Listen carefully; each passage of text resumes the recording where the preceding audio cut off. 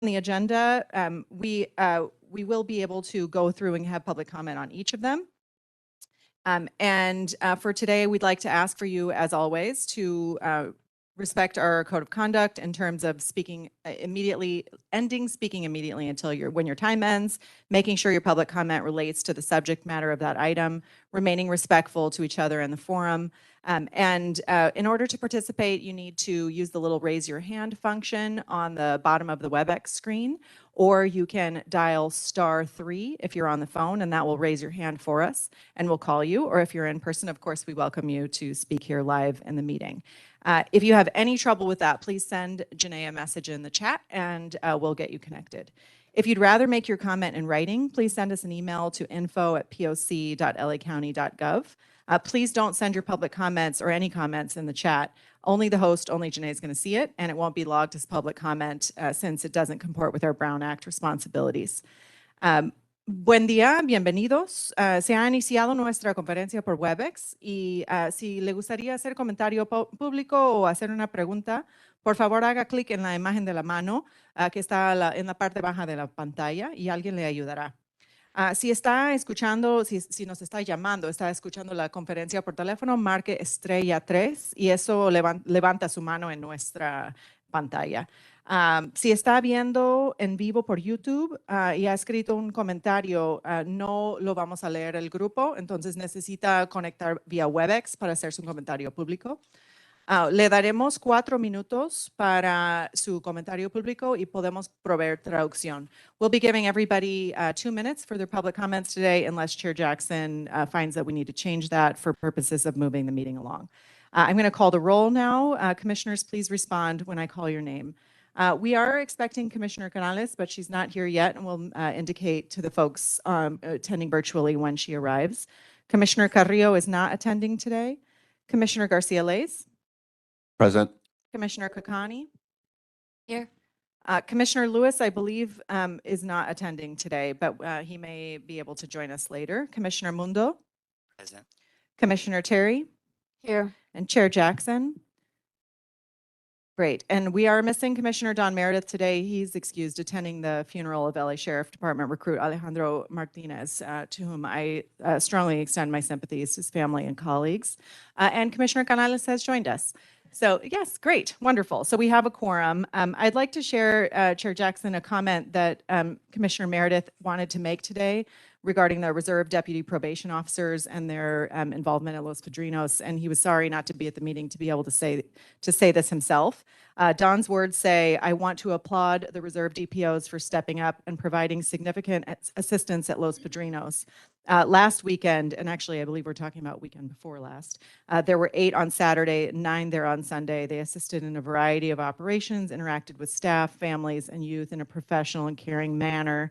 I learned that a few of the DPOs, the Reserve DPOs who are active or retired officers, have applied for the security specialist position. The RDPOs, the Reserve Deputy Probation Officers who are chaplains, made themselves available at Los Padrinos and the field offices to provide support for our staff." Those are the remarks from Commissioner Meredith. And with that, Chair Jackson, we have quorum, and I'll turn it over to you. Thank you for that, Wendy. We're going to proceed with agenda item number 2, which is approval of the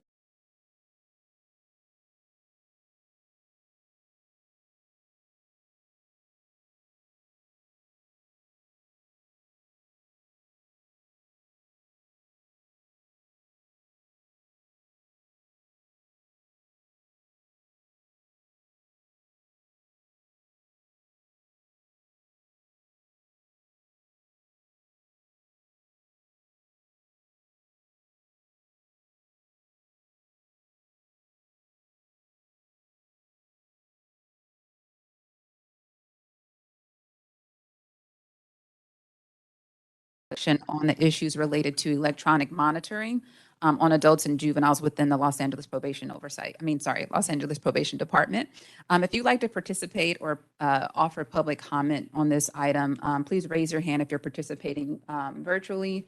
And if you're in the room, you should go to this microphone to my left. And if you're in the audience, it's going to be to your right. We welcome everyone to offer public comment. We'd like to hear from you. So please be encouraged to contribute in that way. And to our presenters, we have Ambrose Brooks from Dignity and Power Now, as well as Richard Giron and Julia Vest from Probation. Richard will present on electronic monitoring on adults, and Julia will present from Probation. And first, we're going to show a short video to my right over here. It's of our recent town hall, which was exceptional. It was facilitated by Commissioner Canales, so thank you for doing that. We sincerely appreciate the honest and thoughtful things that were shared in that process by the panelists, and it was a really impactful sort of moment, so we thank you guys for that and wanted to bring that message back here today for you guys to experience as well. And so I think we can get started with the video.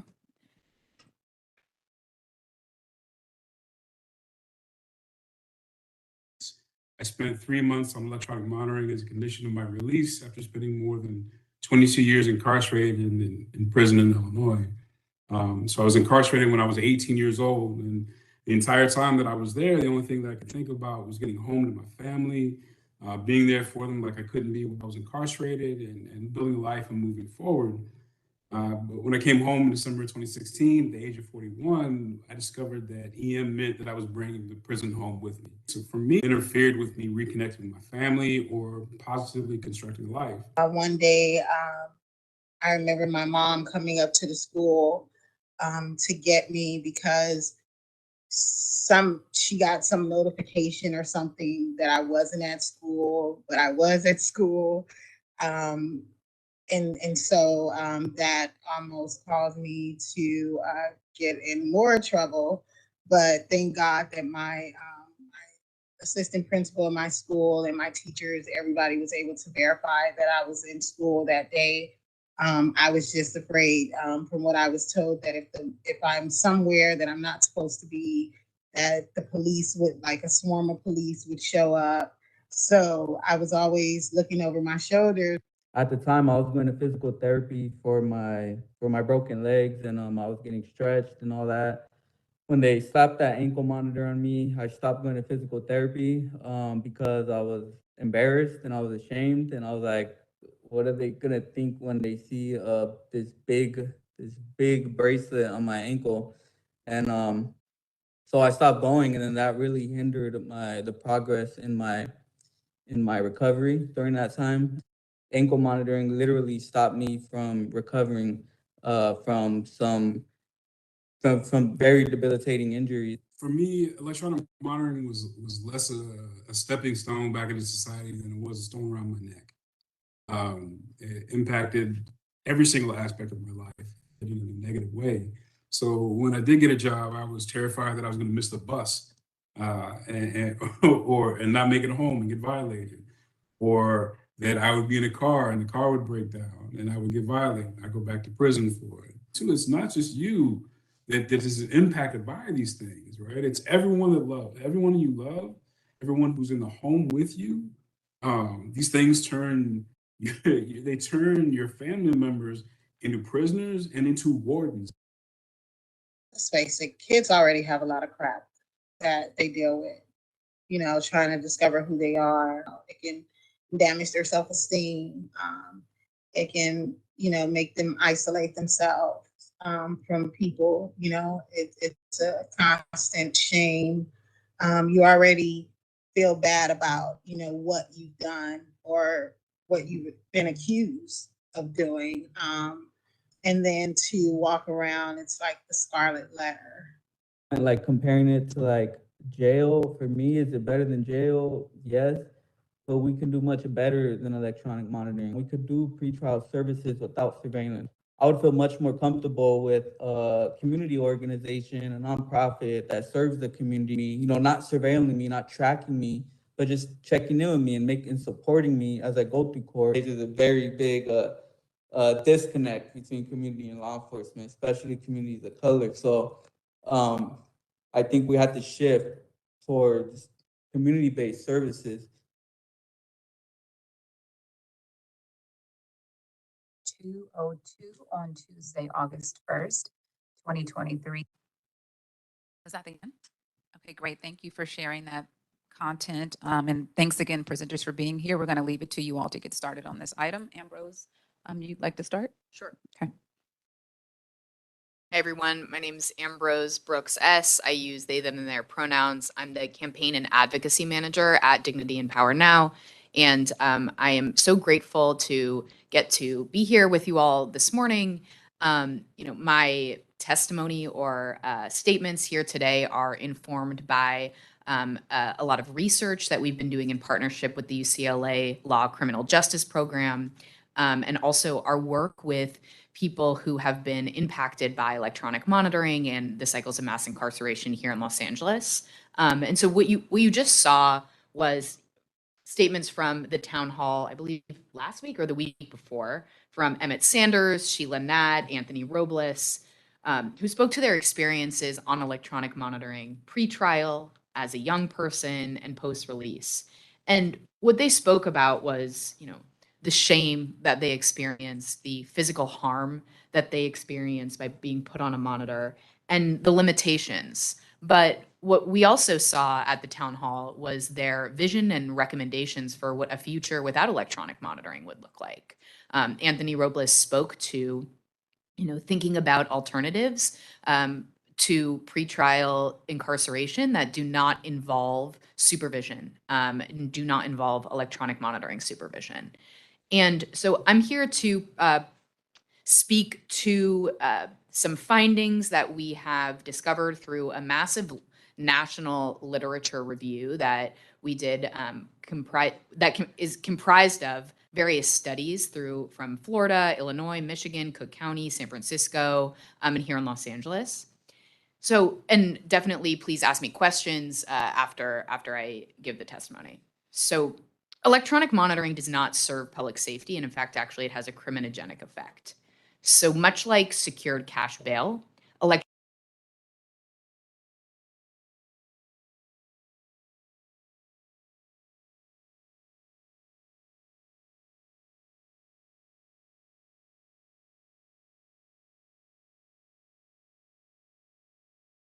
nor that it ensures an individual's return to court.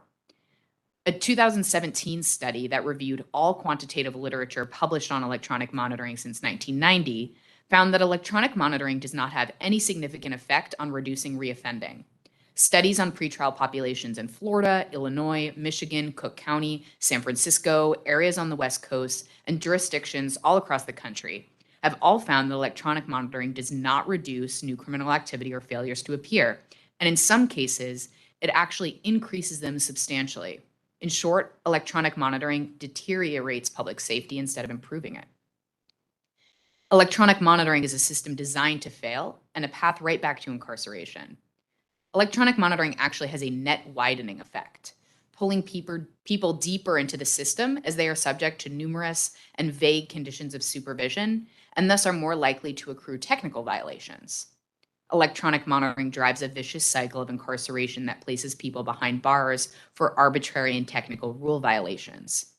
According to the Los Angeles County Probation Department, during a 6-month period in 2022, 22% of violations were for failing to charge the device, whereas only 5% of the violations were for new arrests. We know that electronic monitoring is another form of mass incarceration that harms individuals and their communities. So as you heard from Emmett, Sheila, and Anthony, people on monitors face massive infringements on their personal autonomy and mobility in everyday life that leads to detrimental effects on employment and housing stability. Electronic monitoring requires people on monitors to attain pre-approval for any and all activities. These strict requirements severely limit autonomy and mobility because any deviation from a predetermined schedule can be considered unauthorized movement, which often leads to rearrest. Such restrictions make it impossible to do tasks as simple as taking out the trash or as essential as driving a family member to the hospital in an emergency. Electronic monitoring also jeopardizes employment and housing security by imposing restrictions that limits people's ability to secure a stable job and housing. A 2011 National Institute of Justice study of 5,000 individuals under electronic monitoring in Florida found that 22% of individuals were fired or asked to leave their job because of their electronic monitor. We also know, as Anthony Robles spoke to in the town hall, electronic monitoring is also severely harmful to mental and physical health. Anthony had broken both of his legs, as he discussed, but was unable to go to physical therapy because of the monitor that was on his ankle and the shame surrounding the monitor on his ankle. Also, the sort of irony that Anthony was subjected to an electronic monitor when he couldn't even walk. Both of his legs were broken. He was actually, bedridden, but was still subjected to electronic monitoring. Electronic monitoring makes it really difficult to respond to health emergencies. Having to go to the hospital is far more complicated when you're forced to obtain approval. And approval is also required to attend doctor's appointments, pick up medications, and undergo medical procedures. So I want to speak to electronic monitoring in LA County specifically, and this is all documented in a report by the UCLA School of Criminal Justice, UCLA School of Law Criminal Justice Program. So in LA County, what we've seen up until 2022, that's the most recent sort of data review that we've had. We have some data for 2023, and I'll speak to that in a second, but this is all leading up to 2022. And we know in LA County, electronic monitoring is far more frequently used pre-trial, so on presumptively innocent people, with 5 times as many pre-trial electronic monitoring placements as post-conviction ones. From 2015 to 2021, the county saw a 5,250% increase in pretrial electronic monitoring, skyrocketing from 24 individuals to 1,284 individuals. And we actually know as of July 18th, 2023, there's approximately 1,134 individuals on electronic monitoring in LA County. The county's 2 electronic monitoring programs so far have extremely poor outcomes. Only 65% of the people placed on pretrial electronic monitoring programs, so that is the EMP program that you'll hear about, successfully completed the program in 2020. That was down from 89% in 2016. So a 65% success rate in 2020, down from 89% in 2016. And only 45% of people in the electronic monitoring supervised release program, the SRP, successfully completed the program in 2020. The Judicial Council pretrial pilot program that began in LA County in 2020, we've seen that electronic monitoring placements have detrimental effects. So for people who are charged with misdemeanors, those who were released on their own recognizance had a failure to appear of 5%, where those on electronic monitoring had a failure to appear rate of 42%. So those released OR had a 5% failure to appear rate, those released on electronic monitoring of 42%. Failure to appear rate. Electronic monitoring, like all forms of mass incarceration, is disproportionately applied to Black people in Los Angeles, and it exacerbates existing inequality for women, LGBTQ+ folks, and other people of color. It's already being weaponized to discriminate against people of color in the disproportionate rates at which Black and Latinx people are placed on electronic monitoring in LA County. So in LA County in 2021, 31% of people on pretrial electronic monitoring were Black and 53% were Latinx. And lastly, as we know, when spoke to, or Emmett and Sheila and Anthony spoke to this in their testimony, LA County's electronic monitoring programs subject individuals to really stringent restrictions and surveillance. So we know that the electronic monitoring program in Los Angeles, under that program, individuals must consent to a search at any time without warrant or probable cause in their home. That's in the contract that they sign when you are hooked up to a monitor. And we know that the electronic monitoring program also requires that individuals report any changes to their schedule 24 hours in advance, but they can only do so Monday through Friday from 10 a.m. to 4 p.m. Very, very limited time frame. And violations such as leaving home earlier than scheduled, failing to provide acceptable verification of work, or failing to answer telephone calls while the individual is at their residence can trigger a noncompliance report and cause a person to be reincarcerated. We also know that individuals are really limited in terms of the time that they can spend looking for employment. If they lose their job or are out of employment when they are hooked up to a monitor, there's actually a very strict requirement for the amount of time that that individual weekly can spend looking for a job. And I say all of this because we know that there are effective ways to reduce failures to appear that don't violate people's freedom in the ways that electronic monitoring does. A study by several immigrants' rights groups demonstrated the ineffectiveness of electronic monitoring in pretrial settings in comparison to programs that offer support and needed services to individuals rather than surveillance. So this study found that the lowest failure to appear rates occurred in groups that received individualized support in case management. These alternatives to electronic monitoring that provided supportive services achieved court appearance rates ranging from 97 to 99%. Even minor and easily implementable programs such as court date reminders, rides to and from court, can significantly reduce failures to appear far more than electronic monitoring has ever been able to. Thanks. Thank you so much for that testimony. We'll leave it to Richard Giron to offer his presentation. Good morning, everyone, and thank you, Commission, for this opportunity to go over some of our programs in probation. If you recall, I gave a presentation back May of 2022, so it's been more than a year now. My intent is to answer. I was given 6 questions. My intent is to go over the questions to those 6 questions and to give some updated information. There was some requests related to data, and because of the time frame, the PowerPoint is limited in data, but if you recall my last presentation, there was a lot more data. So we're willing to work with the Commission. I want to thank the researchers. There is not enough research in electronic monitoring locally and at the national level. We look to partner with researchers. I think your colleague in UCLA, we've had a number of meetings, and what data requests we're open to exploring, and we're always looking to improve our operations. So I just want to start there and say thank you for the research. And I do know a lot of the data, and I do want to cover, and through the presentation, I'll make some recommendations to the Commission as well.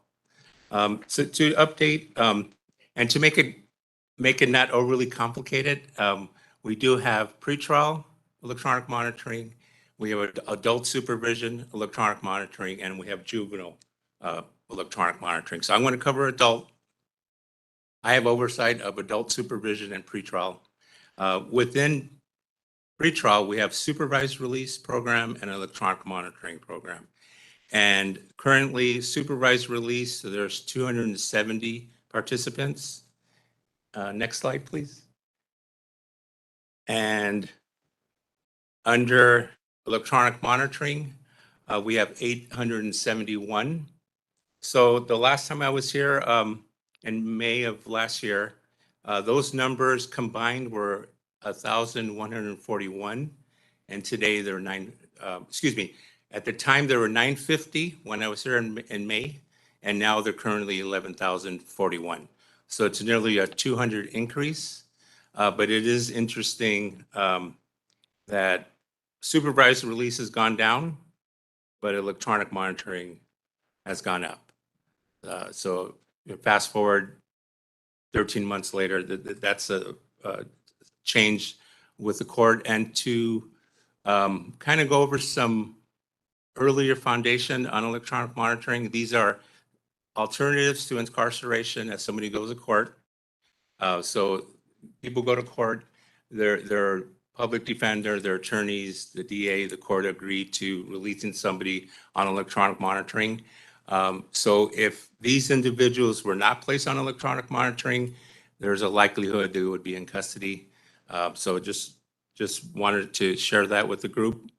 AB 109 is the next group. We have currently 163 participants. That's down from 190 from my last presentation. And the 4th one is adult felony supervision cases. We currently have 12, and last year was 46. So that is some changes. The research indicate that we have post releases is a smaller number. So those numbers are trending downward. Next slide, please.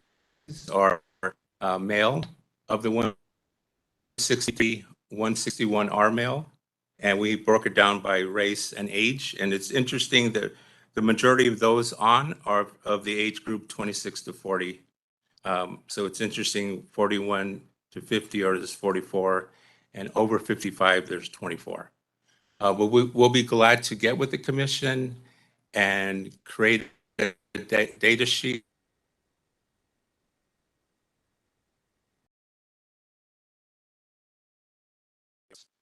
Next slide, please. And there was questions related to the number of, next slide, please. The number of violations.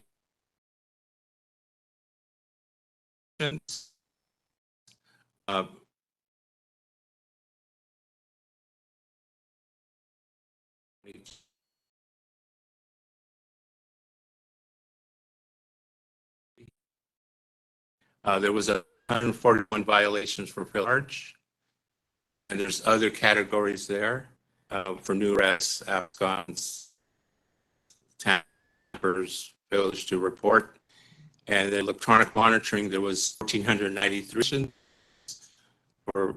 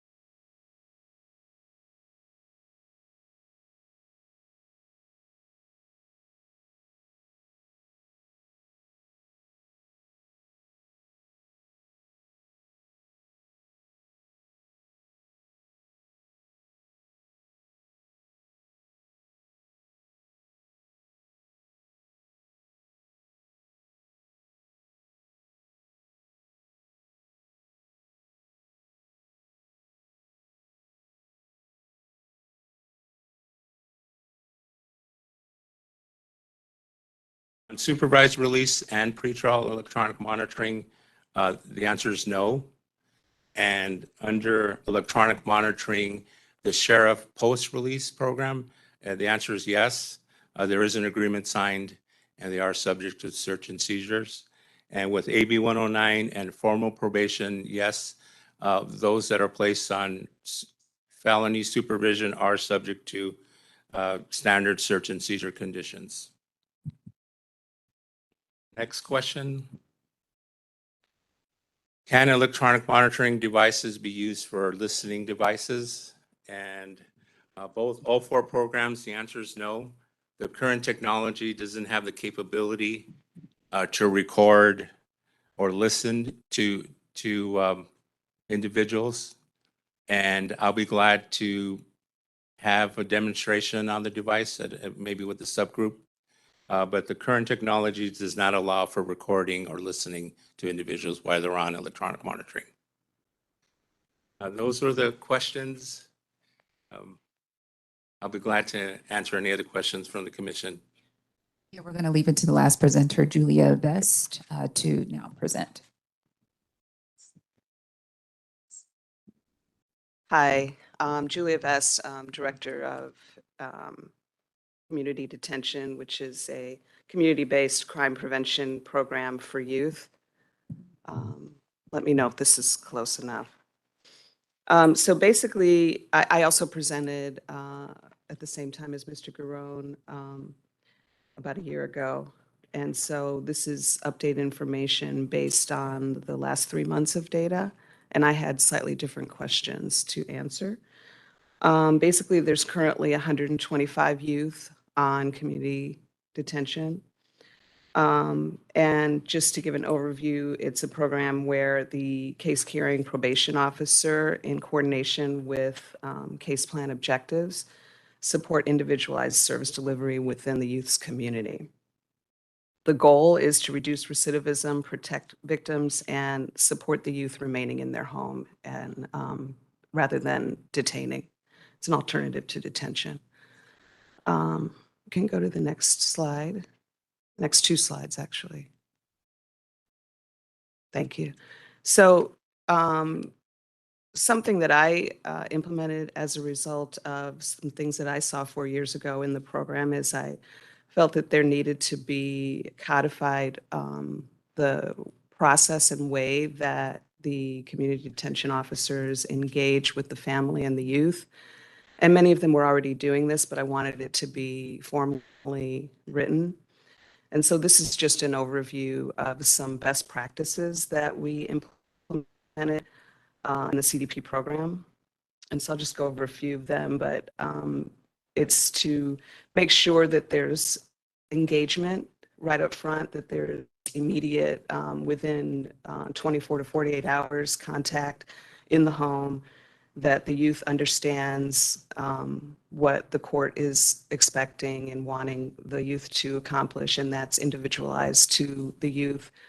That there's certain agreements based on what that youth's needs are in terms of school or drug recovery, et cetera. That there's clarity regarding those expectations, because we don't want the youth to, and the family, to not understand what the expectations are and how to achieve them. And that there's clarity also regarding, what would constitute a violation of probation and could possibly lead to detention. So that goes down in the next section. The next slide, please. This section, I just wanted to talk about the coverage areas, which I covered last time, just so that you can get an idea of how far and wide the deputy probation officers go to visit folks in their home. And the caseloads since my last presentation have roughly doubled. So the caseloads have gone up, and we've noticed that referrals from the courts have increased to community detention. And I believe it's coincides with a reduction in detention. And I can say that with some confidence because I'm also over director of intake. And so I've noticed a correlation there. This next slide talks about just a snapshot over 7 caseloads of some of the crimes that led to the courts referring to CDP.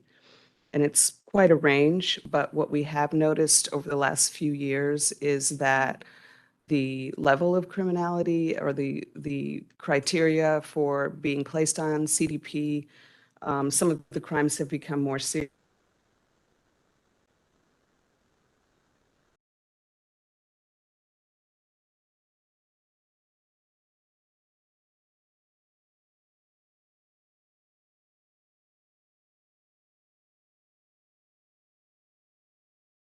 Under CDP instead of being in a juvenile hall. it enables that youth to be with their family, continue with school, continue with whatever services that are assisting them to stay out of trouble. So we think it's a positive development. Next slide. And actually, you can go 2 slides. The next one's just a header.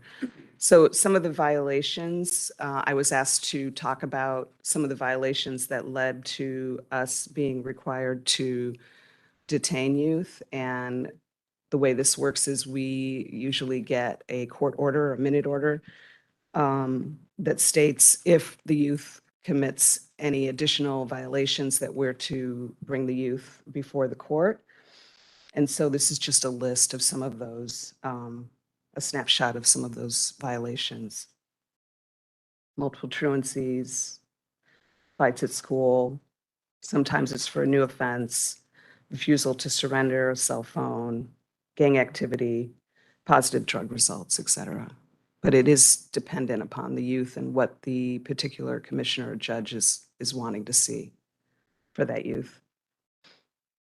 The next slide talks about some outcomes. Over the course of the 3 months that we looked at, there was roughly 429 youth that were on CDP. And keep in mind that some of these youth, it's similar to drug recovery. It's not linear. So some of these youth came on CDP, then came off CDP, were detained, and then came back on. So some of these names doubled. But overall, it's roughly about 125 to 160 youth per month that are on CDP with LA County youth. And youth who've completed and met the requirements of the court, the completion rate was 66%, and the detention rate was 34%. Thank you. Thank you all again for joining us and for preparing those presentations. We're going to move on to public comment, then we're going to bring it back to commissioners for discussion. Thank you. I will echo that, Chair Jackson. Those were really great presentations. Thank you, all 3 of you. I really appreciate that. If anyone would like to make public comment in the room, please stand up to the microphone right here. Janae, if it's okay with you, I'll run the timer from up here. I think that's easier, and we'd be happy to hear you. Give me 1 second. And then please raise your hand on WebEx using the little hand icon at the bottom of the screen if you want to make a virtual comment, or if you're calling in, dial *3 on your phone. And we're going to give you 2 minutes and you can begin. Yes, hi, good morning. My name's Eduardo Dombrique. And when I was 11 years old, I went to camp for 6 months. I went to Camp Scott. They released me and they put me on ankle monitor. I think I was on the ankle monitor for 3 months. It felt like an extra punishment. I felt like I had did my time for what I was detained for. The 3 months on ankle monitoring, it didn't seem to. It stopped me from interacting, going to school, playing with my friends. I was 11 years old, 12 years old. What I've been reading is that for the technical violations for the kids that are on the ankle monitoring, if their load runs out of battery, if they don't charge it, I'm not exactly sure what are the violations that get them in trouble as far as having to go back to court and maybe re-detained. But what I was reading is that it is often used to bring them back for technical violations. So if that's occurring, that I would ask that if we can just kind of be lenient on the children who seem to be using the ankle monitors the most. Thank you. Just going to let that sink in about being 11 for a minute. And actually, I think Julia can answer that question. I think let's wait until we finish public comment, but there is a policy through some of the bench officers with the courts that explains exactly what best. So I think if you could explain that as best afterwards, we'll do that. Thank you. Mr. Bell? Morning. Go ahead. Just listening, watching a video and listening to everything. One, I grew up in a Black community, and growing up, I didn't know not a soul that would go to court pending jail time if they weren't monitored. That's just me. That's just how I grew up. I don't know anybody who's gonna volunteer and say, "Let me go to court so the judge can send me to jail instead of using this ankle monitor." So I mean, do your research, but some of the research I feel is a little biased because I grew up in that neighborhood that you're talking about, and just it's an alternative to jail. You talk to these kids in camp, you talk to these kids in the halls. Would they rather be at home on an ankle monitor or in there getting instructions from us? They would rather be home on an ankle monitor. Now, I know some people's opinion is more let them out free, let them just go willy nilly. And we talk to the victims, they're not cool with that. There's two sides to every story. There's not just the people on the ankle monitors, there's the people that's why they're on the ankle monitors. We got to think about them, safety of the community. Not everybody is those people on TV. Not everybody's going to be as good or feel the same about their crimes as they did on TV. Some people don't care. It's just facts of life. Thanks, Thomas. Next. You can begin. Kevin Lee, and I'm currently on the ankle monitoring for this. You come right up to the I'm- mic. Thank you. I'm currently on the ankle monitoring for the things I did, and I feel like it's a program that helps me show. It gives me time to myself to rethink what I did. Instead, well, I have two choices: either go to jail or place on an ankle monitoring. And being offered this, being able to choose this decision over jail is, I feel like it's like a second chance for me, because for me, if I go to jail, like a lot of things will be ruined. Like I'll have a record, or like with this ankle monitoring, if I behave myself, if I do things that I'm supposed to do, like you said, a lot of, even like just, I feel like basic charging the ankle monitoring, it's like showing responsibility that you're willing to change. You're willing to wake up every day. It's only 2 hours. You charge it once in the morning, once at night. That's it. I don't see like any point that you're missing the program because you're not charging your ankle monitor.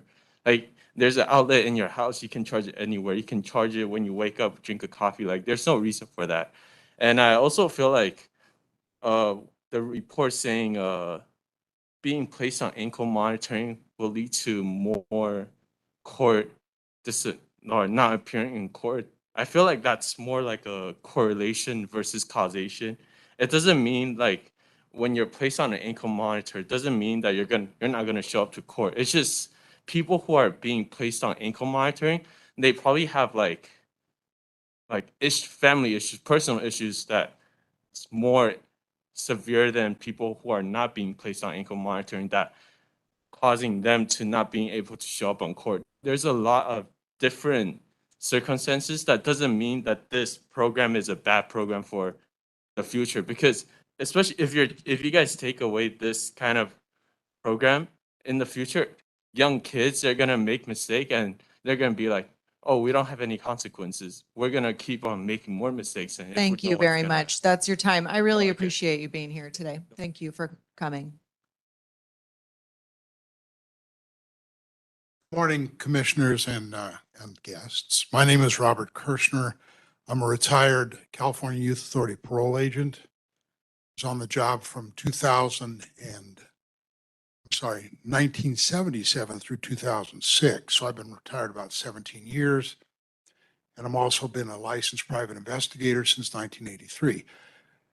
In addressing the issue of the ankle monitor, electronic monitoring, it is a tool. It's only one tool in the toolbox. I really appreciated the community detention discussion, and I very much support that. Sometimes it's necessary to monitor somebody. I actually joined you on your town hall and raised my hand, but nobody responded to me. And maybe because I put retired California Youth Authority parole agent, may have been a bias at that time. The three individuals that were on that town hall, had a 43-year-old African-American female who went through a traumatic period of time, And she kept going cyclically, telling the story again, but she's very successful now. So obviously something worked somewhere. You had a gentleman that did, I believe, 22 years in a prison, I believe in Illinois, if I caught that correctly. And when they brought him out, they put him on a monitor for 90 days. That's just after 22 years of incarceration. Sometimes you want to be able to keep an eye on him. And the other young man, the community activist, I don't know what his charges were. I think it was pretrial. He wasn't very clear in that. But I guess that was a traumatic experience. But I know that there's a lot of positive experiences that come out of monitoring to get people to comply and as an alternative to incarceration. And so I'm just urging, while there's a lot of research going on, people to take a look at it. Thank you for your time. Thank you. And I'm sorry we weren't able to get your comment at the town hall. Do we have some comments virtually?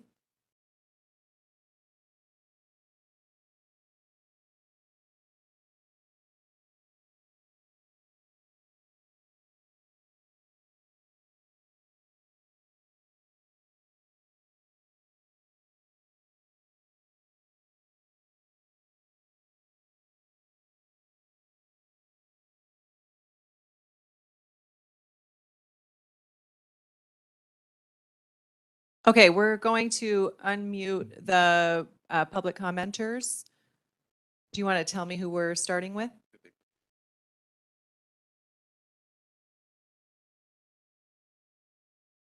We can go ahead and call the name and see if they want to anyway, but.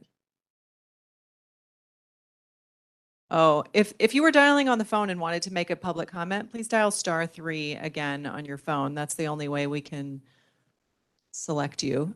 So nobody else with a hand raised? They're back. Okay. Phone number that starts with 66. We're going to go ahead and send you a request. You may have to dial *6 on your phone to unmute.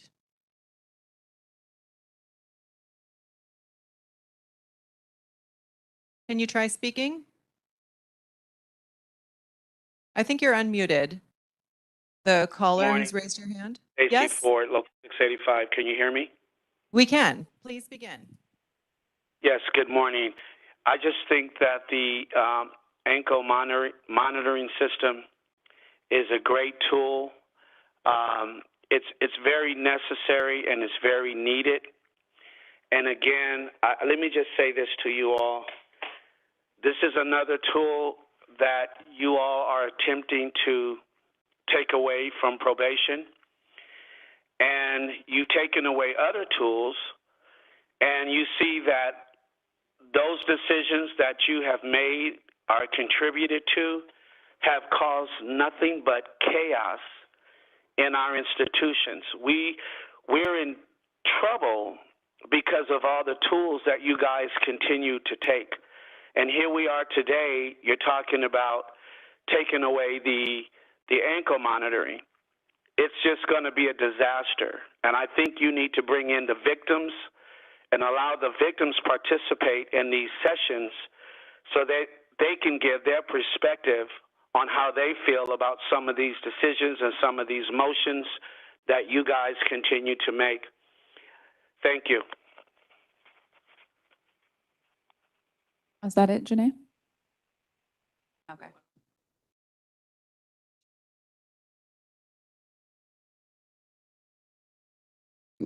Alicia Varani, we sent you a request.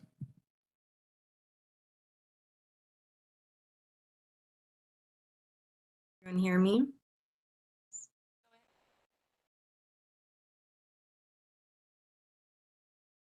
Can folks hear me? Yes. Oh, sorry. Okay, hi. This is Alicia Varani from UCLA School of Law's Criminal Justice Program. I just wanted to, state that I think it's really important that, as Ambrose talked about, we look at the research around electronic monitoring. In most fields, we would look at data and research to understand what actually works to keep communities safe. And there's just no conclusive research that shows that electronic monitoring prevents rearrest or encourages return to court, which are the things that courts care about. And so I understand that people are very concerned about community safety, but we really need to look to what works and the data. We have proven solutions. We have a mandate to create a pretrial services agency that's independent of law enforcement, that's supportive. And I think it's really important to listen to the stories of the people that were reflected in the town hall. We're currently engaging in an interview project of people who have been on the ankle monitor in Los Angeles County. And the overwhelming evidence is showing us that people do not want to be on the ankle monitor. They want to be at freedom. The overwhelming feelings of shame, of being afraid, of constantly looking over one's shoulders are some of the findings that we're coming upon. And I also would just love to ask a question. It's very concerning that the rates of electronic monitoring are increasing in Los Angeles County without a lot of data transparency and without the demographics. So I'd love to know how probation can be more transparent around this data, and also the concerns around the technical violations and what probation is doing about those. Thank you. Thank you. And I think we have one final commenter, which is Krista Newble. We'll unmute you, Krista. Sorry.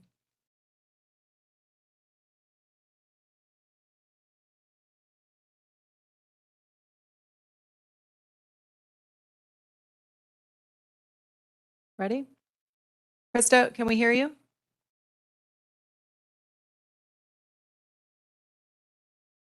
You may need to unmute yourself.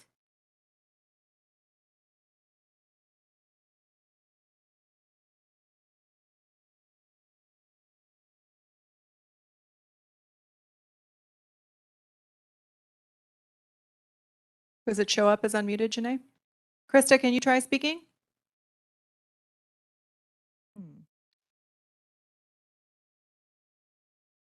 If you're on the phone and you can dial *6, that's great. Or you may just need to click the unmute button. Okay, we have another one. Janet. So we'll come back to you, Krista. We'll go to Janet next. Janet, we'll send you an unmute request.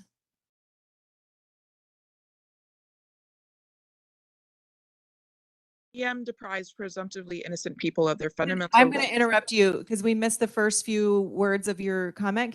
I haven't started your time yet. Can you start your comment again, please, Janet? Yes, thank you. EM deprives presumptively innocent people of their fundamental right to liberty. It should only be used as the most restrictive placement option. Electronic monitoring is not an alternative to incarceration, but another form of it. There's no evidence that EM is effective. It's the exact opposite.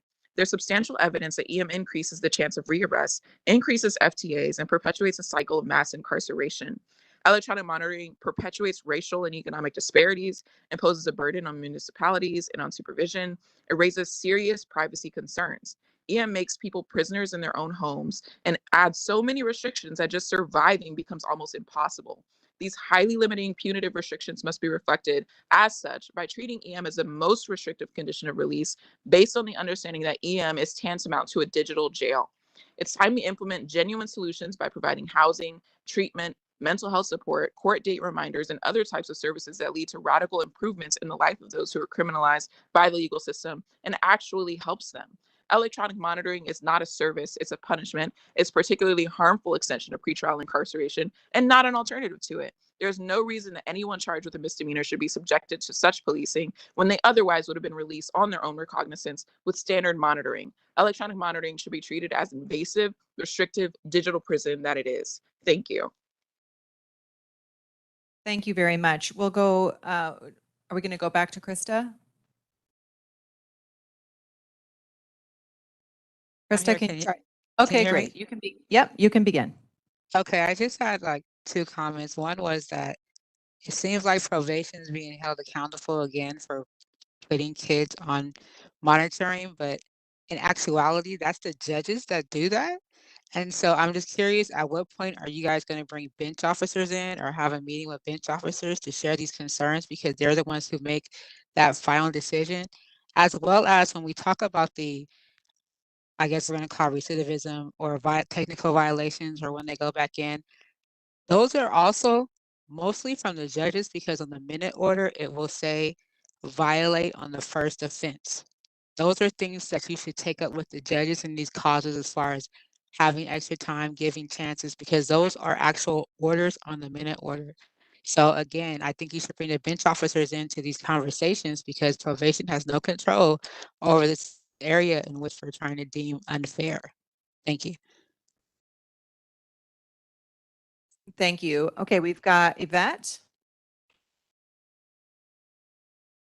Janae, how many more hands do we have raised? Can you hear me? We can, yes. Okay. Okay. Yeah, thanks, Yvette. Good morning, Commissioners. My name is Yvette Leader. I'm the Executive Director of La Defensa. We focus around issues of pretrial incarceration and have been in deep partnership with community members and researchers, academics, impacted folks that have gone through the experience of electronic monitoring. And all of the research shows, like Janet mentioned before, that EM is not effective. We are talking about legally innocent people, folks that have not been convicted. And state direction, state policy directs counties to use electronic monitoring as the most restrictive condition. The Alternatives to Incarceration Final Workgroup Report, which was a document developed by county representatives and the community, also recommends that electronic monitoring be used as the least restrictive condition in alignment with state policy. And yet what we've been seeing is an increase of over 5,000%, 5,000% of the use of electronic monitoring. This is costly to our county. So although, like the previous speaker named, judges play a role, so does the county. So long as we are using our county dollars to fund the use of electronic monitoring for folks that are not convicted. I think this is an important point for you all to consider. We're talking about legally innocent people. We are using county resources that can be better spent on providing supportive services. If the goal is to ensure that someone returns to court, let's fund transportation. Let's fund childcare. All of the recommendations that are currently being uplifted in the county for their new pretrial processes. Judges are in alignment with more resources to ensure that folks return to court. We need to break from this false binary that it's either incarceration or electronic monitoring. When we are talking about legally innocent people, that if they receive text message reminders, like we saw the research out of DC, when they implemented text message reminders, there was over 80% return to court rate. We should really be looking at the data, because the data points to better ways of ensuring folks return to court that are focused on resourcing. And the idea that probation doesn't play a role in electronic monitoring is absurd. Probation does provide recommendations to the courts. Probation has a vested interest in electronic Thank you, monitoring. Yvette. That's your time. Thank you very much for your participation. I think we have one caller who's trying to speak. Do they have their hand raised now? Okay, great. I think you need to dial *6 on your phone to unmute yourself. My name is Nika. I just wanted to follow up by saying that actually satellite tracking of people, which is the vendor that LA County has chosen to pay for electronic monitoring, within that contract, the county is currently paying for that vendor to send court date hearing reminders.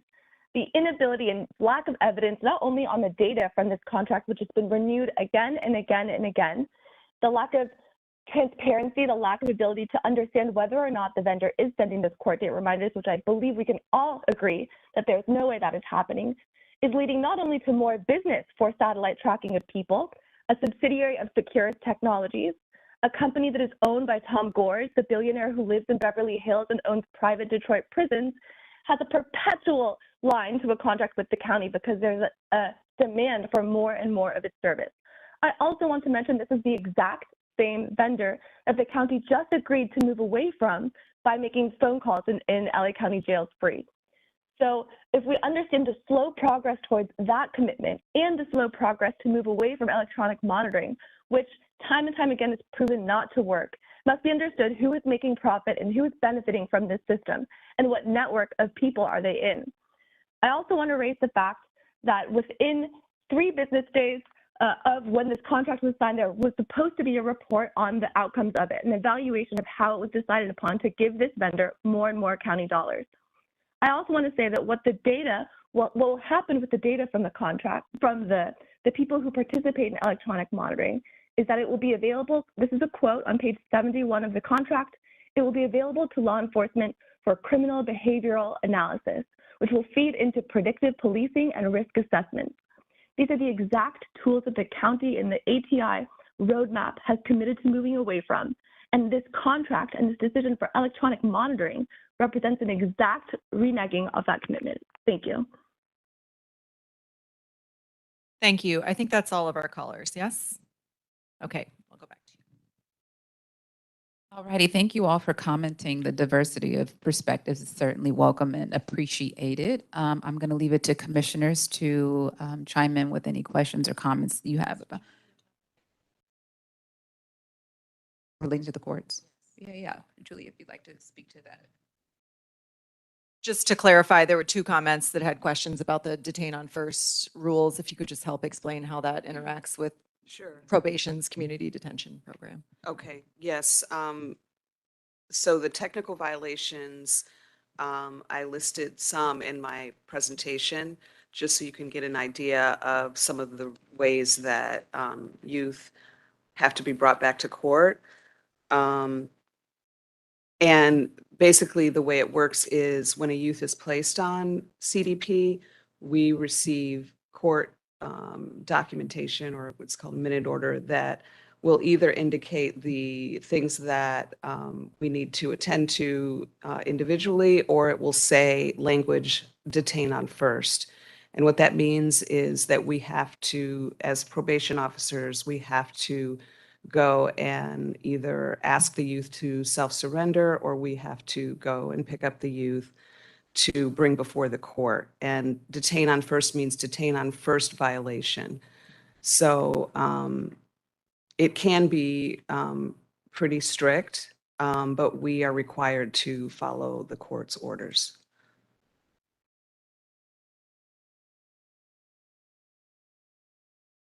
Sure, Commissioner Garcia-Leyes. So I wanted to ask you specifically about that. So hearing Ms. Newble and several other comments on, is this probation, is this the court, is this the DA? The detain on first, does probation department ever recommend that a detain on first should be added to the minute order? Do the DAs usually recommend that? Do judges do that sua sponte on their own? Can probation recommend that that not be placed in the minutes? I'll start with the last question. We have had some attempts by my supervisors to have discussions with commissioners around this when it we first started seeing it. Because if you look historically, before I came, I was told that this was not a general practice by commissioners to put this on minute orders, that it was left up to the discretion of the CDP officer, who has the relationship, sees the whole picture, right? They go to the home, they go to the school, they talk to the teachers, and that there was a shift that happened a few years ago. And so there was initially some attempt by a couple of my supervisors to try and have a discussion around that. But they didn't get very far with that. And so, and we're very careful because we don't want to be disrespectful to the courts. So that to answer your last question. But in terms of who refers it, our experience of it is that it is coming from the bench officers. Was there another question I missed? I can't remember. No, that answered it. Okay. Commissioner Mundo? Let me just clarify something. I actually preceded Julia Vest in IDC, and Violate on First has been around since at least 2014, 2015. And it was such a problem that it actually accounted for 20% of intake. 20% when intake was triple what it is today. And so just to clarify, it's something that bench officers have been doing for a long, long time. Thank you for that, Commissioner Mundo. Vice Chair Kakani. Okay, so I have a number of questions. I'll start related to the adult side of things.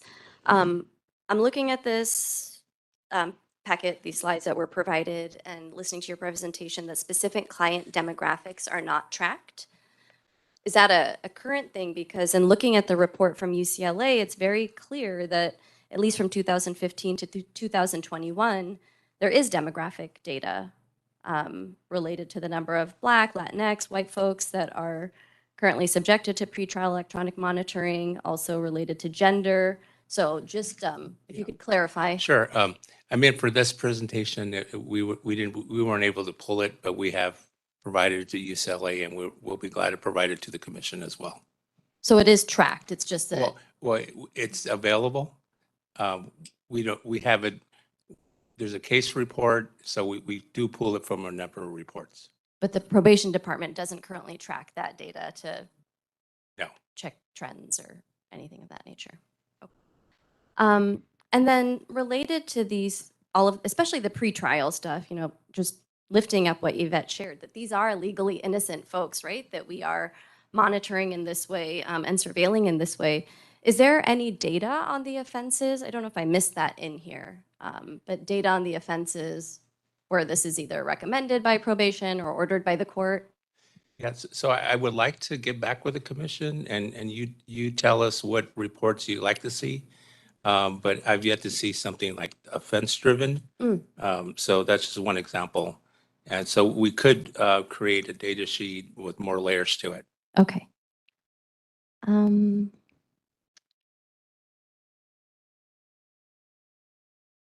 Okay, and then for Ms. Vest, is that right? Vest, okay. So just confirming though, I know that there was comments that probation doesn't have really anything to do or any control over community detention. But is it a recommendation that probation officers make as part of their, I forget what the report is called here now. Yeah, there are case carrying probation officers that do recommend CDP. There's also sometimes recommendations made at intake. Right, okay. But from my last presentation, I didn't bring that data with me, but I remember the data points. There was, most of the referrals are coming from the court. I think there was around 6% or 8% coming from intake. Is there a way for, that data though is available? You would be able to provide that Yes. if it was requested? Yes. Okay. And is there data on the detain on first kind of recommendations as well? Like how many times courts are ordering that, and then how many times a young person is then brought in as a result of that? Yes, we could get that data. I know just in terms of looking at the number of courts, I've asked my supervisors to give me a list of the courts that regularly put that on the minute order, and it's 8 out of the 10. So it's pretty high. But in terms of individual courts, there are times when individual commissioners will not put that on the minute order for a particular youth. So it's not, like let's say we take one court, it's not every single time. Sure. Yeah.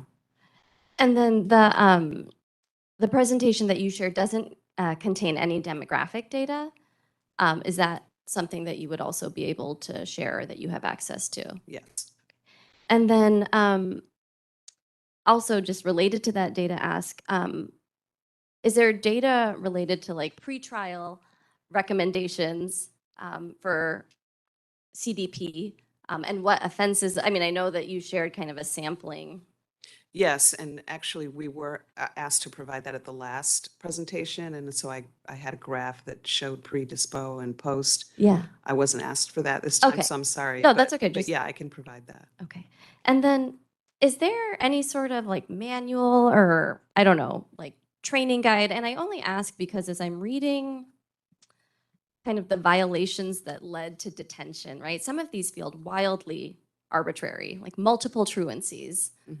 Is multiple 3s, multiple 5s, multiple 7, 2? It's dependent on the minute order. So if it's a detain on first, then it would be right away. Sure. If it's not, then it would be, based on the discretion of the CDP officer, what the parents are saying in terms of, sometimes it's parent error that led to the youth being late to school. So it's a discussion that would happen in the home with the whole family. If But- it's truancy you're talking about. Yeah, I mean, just reading the first bullet point, but so then Right. it's a little bit subjective, kind of when a In young those person is instances- violated. Well, in those instances when we can use our discretion in our relationship, it's rare currently, but yeah, in those instances when we can, we do.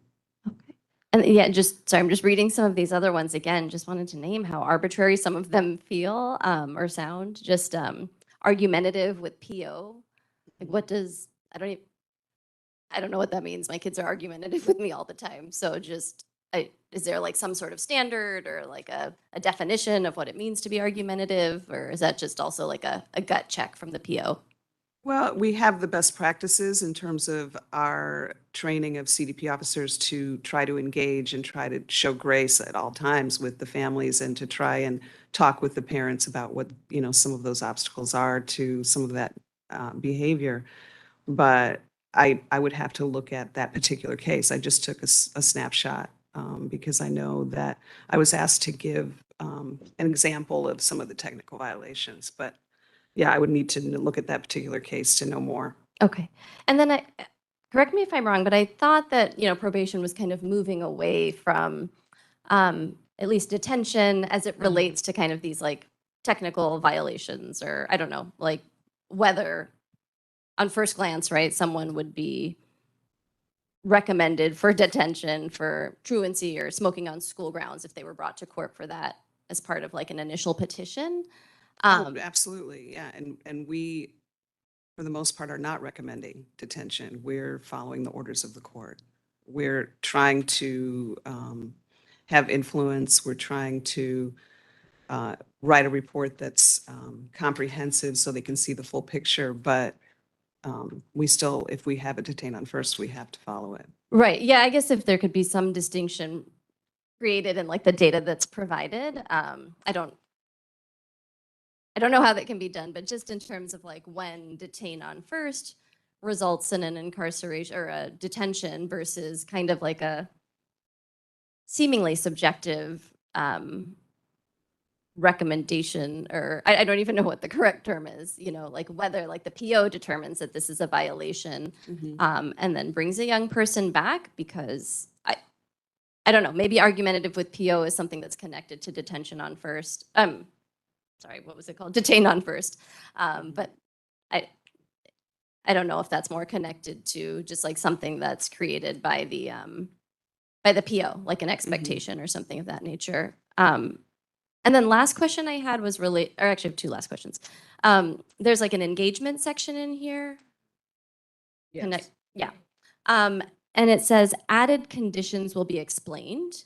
And what are you talking about? Conditions that are being added by the PO, or what added conditions are we? No, so for example, if youth, there's like a standard list of conditions typically, but sometimes the court will add conditions if a youth has a drug issue that they want them to follow up on, or if the judge is stating detain on first, we have to explain that to the family so they understand what that means. So just, it prompts us to have a more in-depth discussion with the family. Okay. And yeah, my last ask is really, I imagine that this is not the full extent of like the training manual and the No. best practices and all of that. I think if that could be provided, that would be incredibly helpful. Just to kind of get a better sense of, yeah, how folks are trained and how it's being implemented. Okay.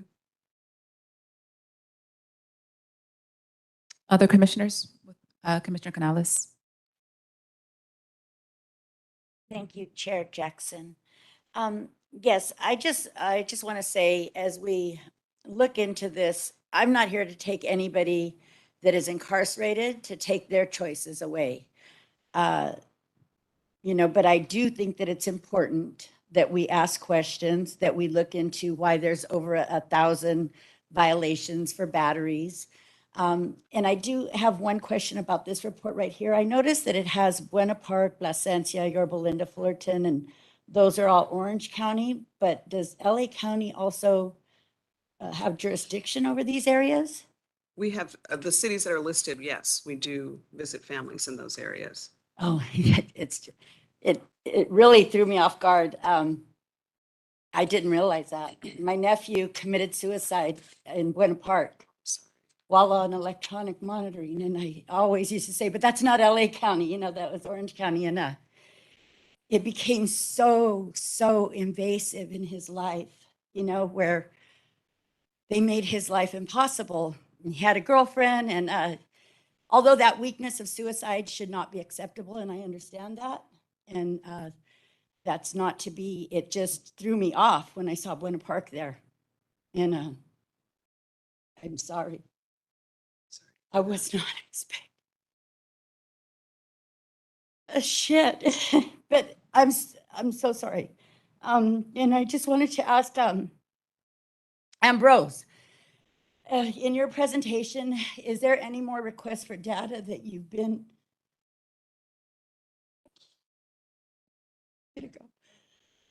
I didn't know.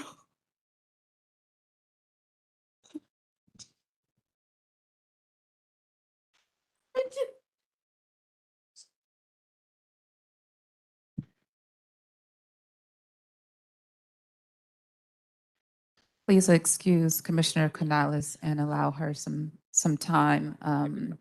We can revisit that if she'd like to. Other commissioners?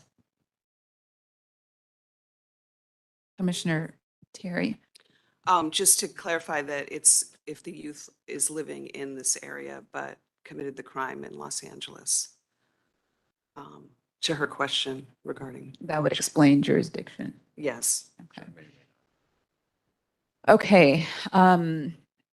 That was quite disorienting,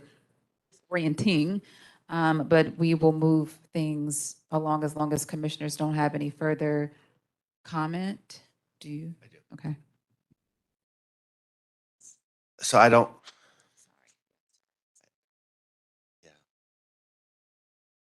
I don't want to give a lecture on the subject, but I feel like there's a lot of things that weren't said. And so keeping in mind our public audience, there are a few things that I just want to share. So I think everybody agrees that this is a tool that was brought up several times. The question, and I think what most of us on the commission are considering, is when is it the best tool for the job? And how do we make sure that it's used then and not used when it is not the best tool? So I also have many clients and people I grew up with, and I've had my own court dates in my youth and have not wanted to go and have known people who haven't gone. But we've seen a lot of pretrial support services that are more effective because, yeah, I didn't want to go to my court dates. Most people don't want to go to their court dates. But when you're really reminded the option is a bench warrant or going to your court date, and you add to that, I will remind you, I will have a child care, I will come pick you up, you know, please don't screw this up for yourself or make things worse. That actually is more effective a lot of times at getting people to show up than is pretrial monitoring. So that's why we're considering and asking the question, is electronic monitoring in pretrial the best? Because we know these other things actually work, even if it is because of the threat of a bench warrant. So the other thing that's not been brought up at all is the overwhelming changes that California has promised to make and have not yet realized to pretrial detention. So probation is one small player in this bigger change and move away from money bail. And so we need to be thinking about the adult pretrial services within the context of that larger change, which is much bigger than probation, but in which probation is a part of. I also want to make a clear distinction between, so adult as an alternative to incarceration post-conviction.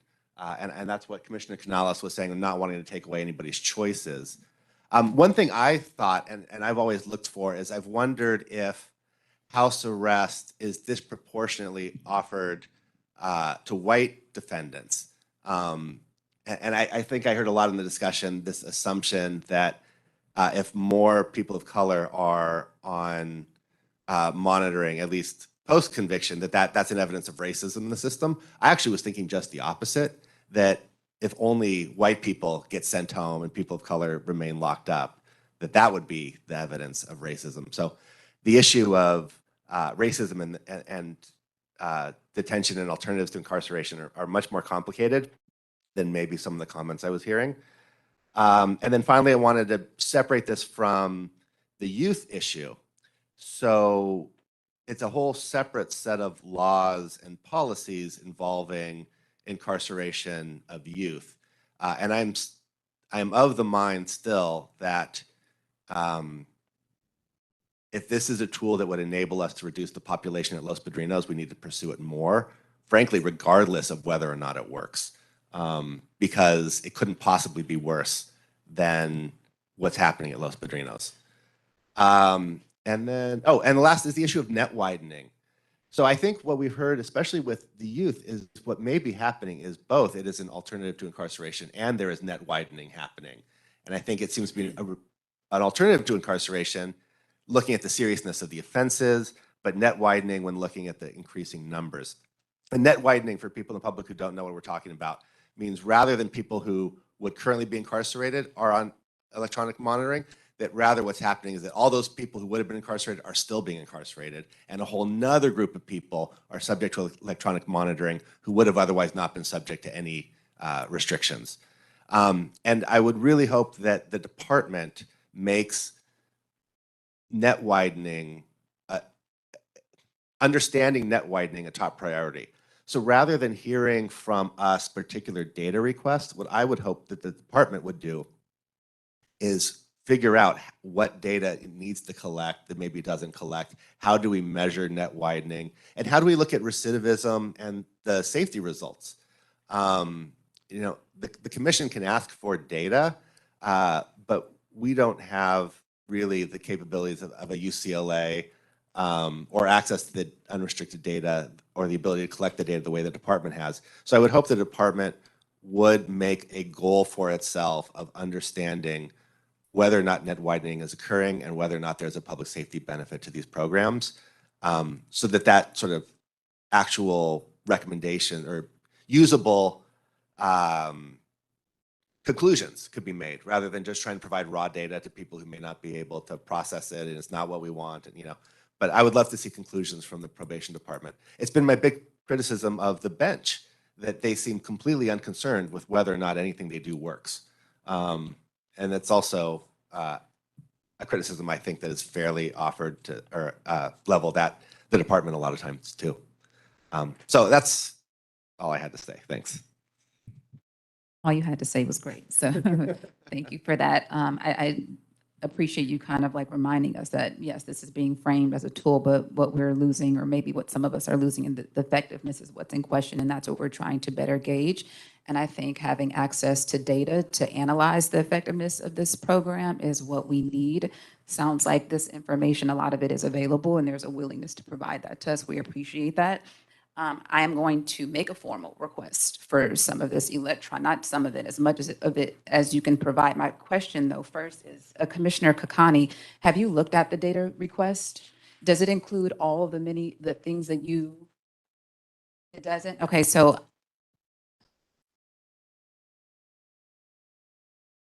I think I want to wait to make the motion then, because that would be based on this.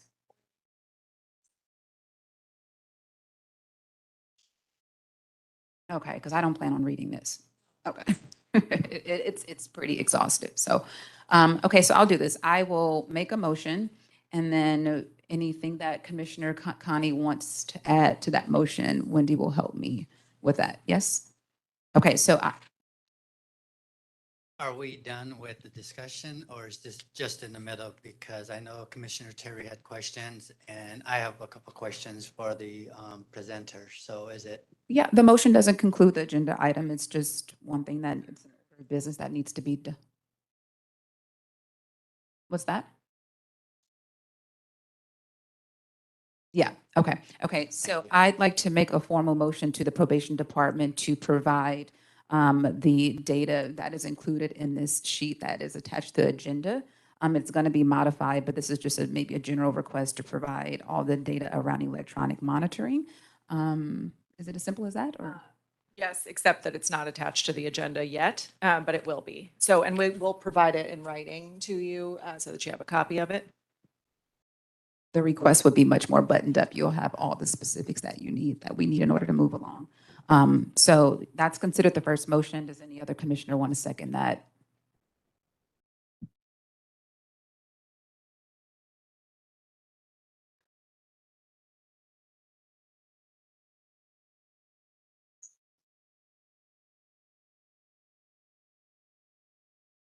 Okay. Have all the commissioners had an opportunity to review the request? And you're aware of what it contains, the headers of each request? No, I haven't seen it.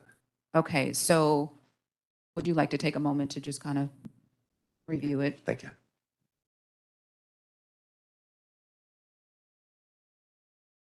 you. You would, like the entire thing? Because some of the subtopics are repetitive. So maybe we just need to read the headers.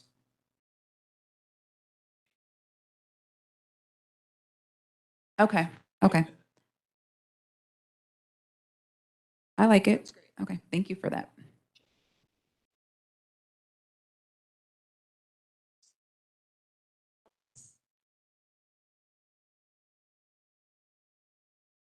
Okay, sorry, everyone. For ease of informing the public, I'm just going to take a moment to read the detailed data list that the commission has in front of them so that all are aware of what's on it, as it'll be included in the motion. Point 1, how many adults have been placed on EMP and EM via SRP from November 1, 2021 through to the present? Break down the numbers by race, gender, age, pretrial, post-conviction, EM versus alcohol monitoring, or SCRAM, SCRAM. Any failures to appear the individual has had while on this grant of EM. Courthouse that issued EM, number of days on EM, charge level, misdemeanor or felony, charge type, specific code section, final disposition or outcome of the case. Point 2, how many violations have been issued for adults placed on EMP and EM via SRP from November 1, 2021 through to the present? Break down the numbers by race, gender, age, pretrial, post-conviction, any failures to appear the individuals had while on this grant of EM, type of violation, result of the violation, if re-incarcerated, the number of days in jail for the violation and outcome of the case. For curfew violations, please provide the exact type of curfew violation. Point 3, how many minors have been placed on EM from January 1, 2021 through to the present?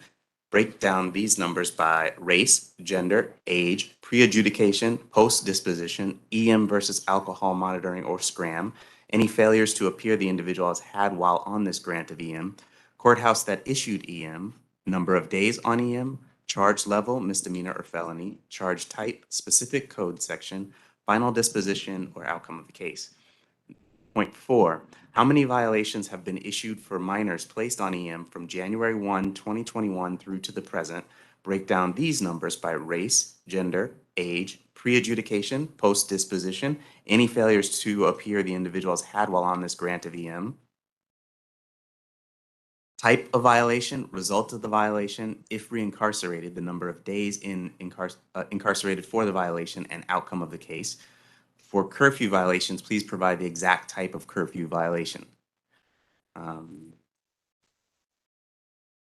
Please provide any electronic monitoring fees collected from adults on the monitor from January 1, 2021 through to the present. Please provide any electronic monitoring fees collected from minors on the monitor from January 1, 2021 through to the present. Different section 2. Now that they are aware of the failure to charge the device constitutes the greatest number of violations in the EMP program, what does probation plan to do to rectify this so that people are not being violated for this reason? Next question, what steps, if any, has probation taken to amend the EM contract so that 1, individuals have greater amount of time in the week to seek employment, and 2, individuals don't have to provide as much advance notice if their work schedule or other schedules change. Question 4, what steps, if any, has probation taken to change their policy on absconding from 4 hours to 48 hours so that people who are unreachable for only 4 hours are not being violated as having absconded? Question 5, what steps, if any, has probation taken to remove the search and seizure condition that is automatically imposed on everyone who is ordered to pretrial EM? Question 6, ongoing request for the probation department to adopt a policy that they will regularly, every 30 days, review people on EM and remove people from EM if there has been compliance with the EM program with no additional court hearing needed. Question 7, ongoing request for the probation department to publish all of this EM data on a quarterly basis.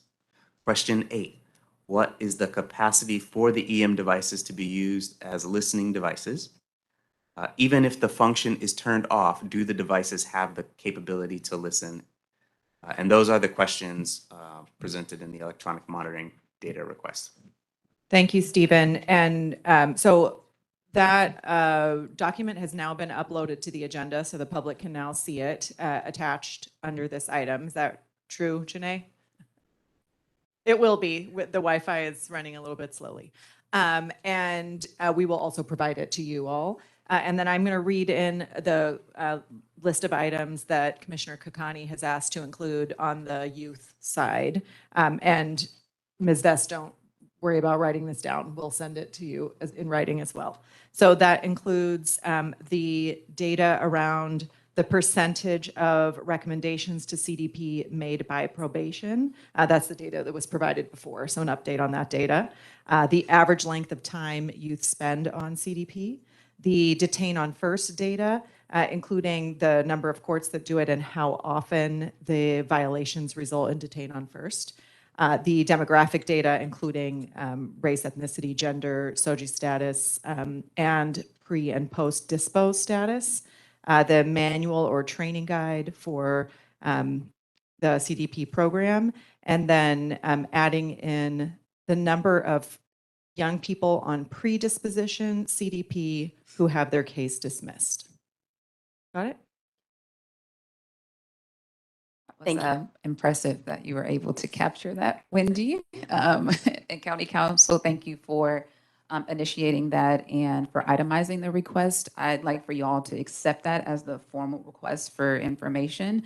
And that's the first motion. Can I have a commissioner second that based on what we just heard? I'll second that. All right, seconded by Commissioner Kokani. We'd like to move forward with a vote from commissioners. I think we need to ask if there's any discussion on the motion from commissioners. Any discussion about this? Commissioner Mundo? So I'm sitting here wondering, how much closer do we get from receiving our basic data when we keep driving and adding data that is so, it's minutia. Had the department already responded with some of our data requests, we would have most of our answers. All we're doing now is asking them to put more. That won't change what we get from the original data. This data has been in place since 2018, before even this commission existed. I'm not sure what we gain by adding another request. What do we get? Do we get them the opportunity to delay more because now we've asked them for more? For data that, to figure out how many people were violated and how we determine the discretion used when somebody violates a kid for 4 tardies rather than 3. What do we get? I really think that we're starting to cross over from oversight to micromanaging a department that's trying to deal with the crisis. And I just implore my colleagues to be thoughtful about the number of requests we have out there and the number of requests that have not been satisfied. Richard and Julie, do you guys have any thoughts about being able to furnish the types of data that we're asking for, and especially in a timely manner, so that we can sort of look at this issue of effectiveness? I'm hearing the data request for the first time, so I like to have some time to look at it, how quickly we could turn it around. But it is pretty extensive in the time frame. The timeframes and the level of detail. But so I'm asking for some time to tell you how feasible, how quickly we could turn it around. Yeah, if you just glanced at the sheet right there, that request, based on what you already collect and what you see there, is there a vast difference between the two?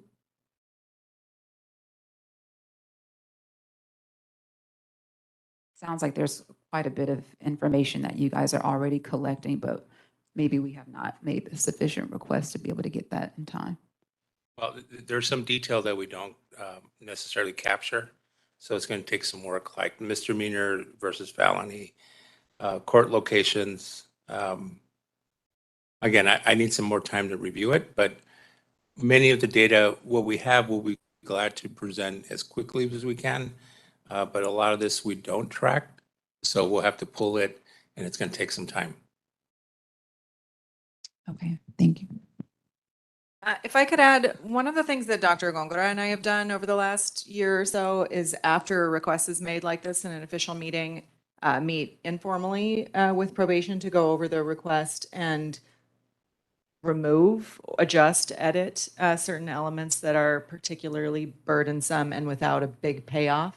So that's certainly something I would offer to do if you wished for me to do that, and then report back to you about what elements Mr. Hiron says are easy and which elements are doable but difficult, and which elements are really not doable. If I can offer to provide that, if that would help. Thank you. Now, Commissioner Mundo, I do agree that this list is pretty extensive, and it may make it impossible for probation to get this information back to us, especially in a timely manner. But I do think that it is our duty as an oversight body to request the information, regardless of their capacity to be able to provide it. What distinguishes micromanaging from oversight? Where is that fine line between where information should not be asked for and where it should? I don't know. It just feels that. I mean, it just feels like we're really just at the point where we're basically telling them to collect everything. And not everything is necessary. And I tell you, if we had that DND log, we would have a great picture of the system. And I just think this puts us further away from that. Okay, do you think that a program should be maintained without us knowing if it works or not? That's a whole different question, because this data is just going to tell us what they do, not how it works. So should the list be reexamined? That's the question. Should we reconsider this? Should it be simplified? Because this doesn't go away, but maybe it's modified so that we can get the result that we want, because we do need information. Maybe we can just gather all the requests we have, look at them together, and basically reduce it to what really is necessary and really is essential. Okay. We are willing to turn this into a sort of a subcommittee mission. And so we can do this in a much more streamlined way. Obviously, we want to work smarter, not harder. We want results. So does this mean that I retract my motion, County Council? Because I don't want to move forward with this particular list, even though I think we've got to backtrack a little bit here.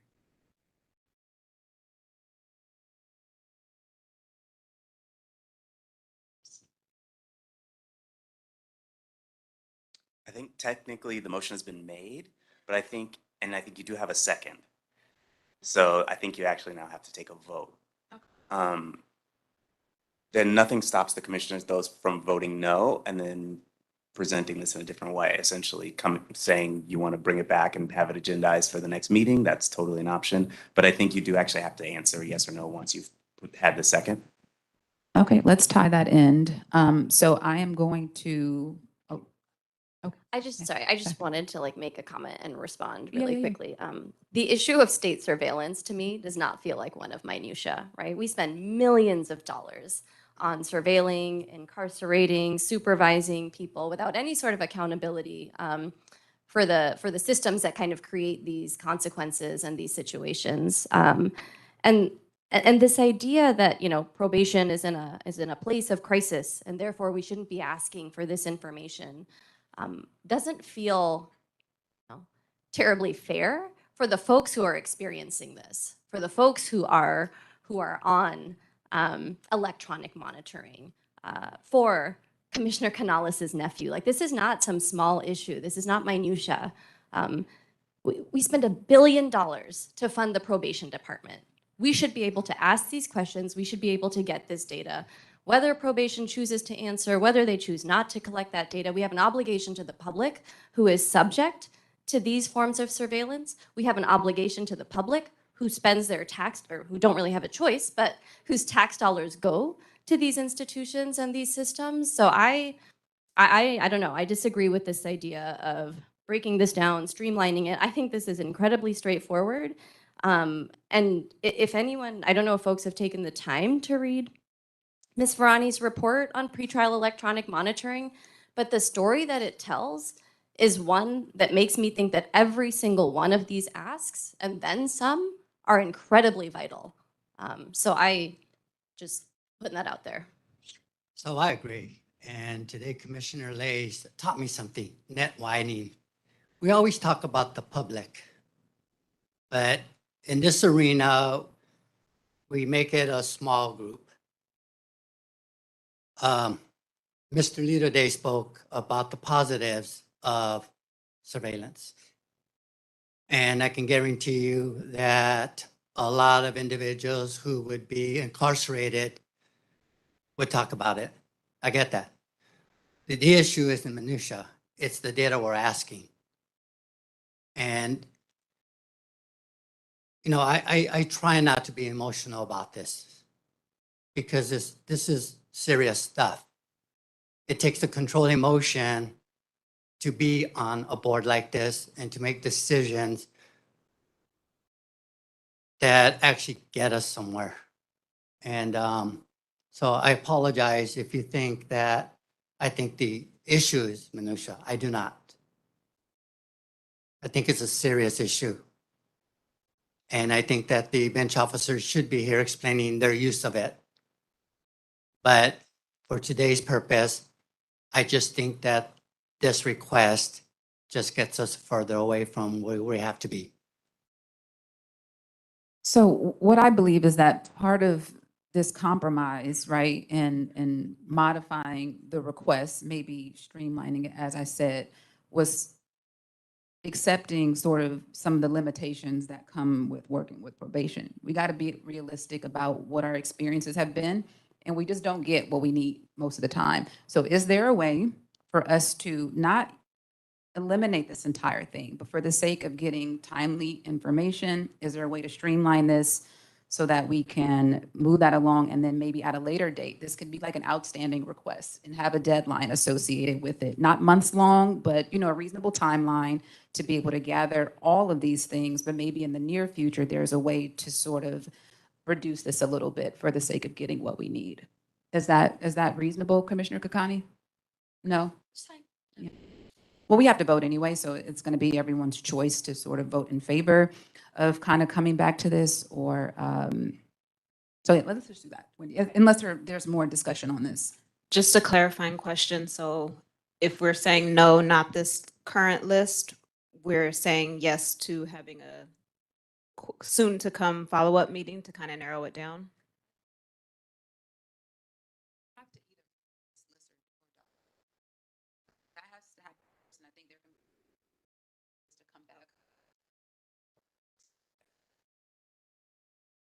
So Wendy is going to facilitate the vote.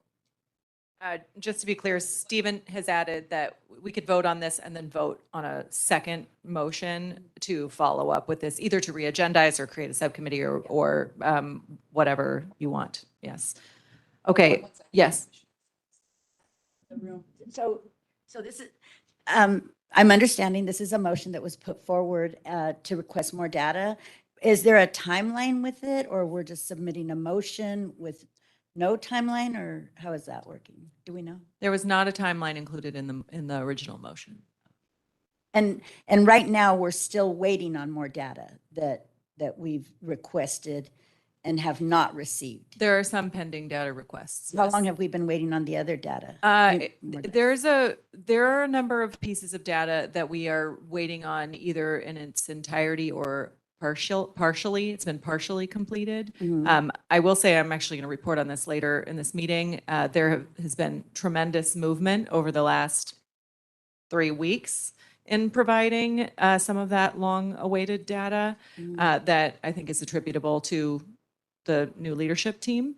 So I'm feeling optimistic. I'm never one to actually argue with Commissioner Mundo about the need for timely data and focusing on data, but there has been movement, very positive movement.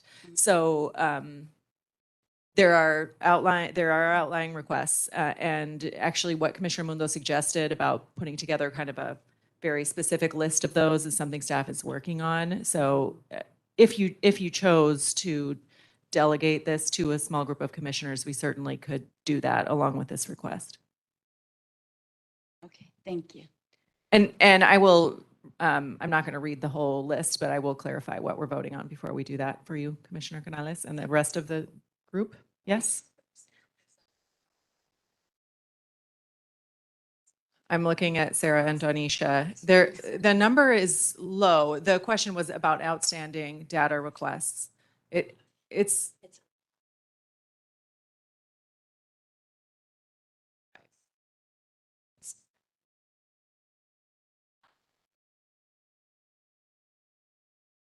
I'm going to repeat what Sarah just said for the virtual audience. So there are pieces of data that are missing.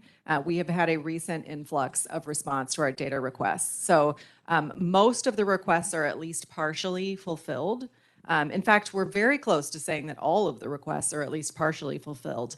And we are very hopeful that they will all be fulfilled shortly. So the motion that we're voting on is the list that is now attached to the agenda and that commissioners have seen of the data request on electronic monitoring, and then including a short list of additional data points on youth community detention program that include things like the CDP recommendations from probation, the average length of time detained on first data, demographic data, manual and training guide, and number of predisposition cases that are dismissed. Commissioner Canales, those are the ones that are not written on your list. So you can vote yes or no on that motion. Commissioner Canales? Yes. Commissioner Garcia-Lays? No. Commissioner Kakani? Yes. Commissioner Mundo? No.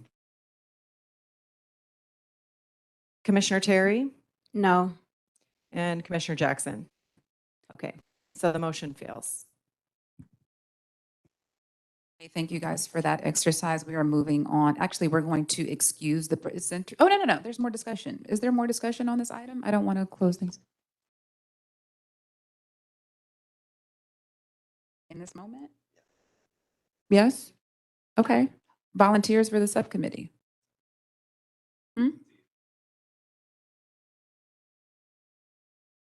Motion this, motion that.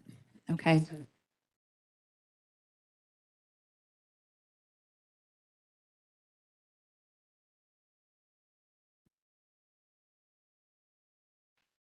I would like to make a motion that we create an ad hoc committee to evaluate this and other existing data requests with the goal of rethinking our approach to collecting data in light of what we've been given, what we're able to use, and how we can better make data requests in the future. I second that motion.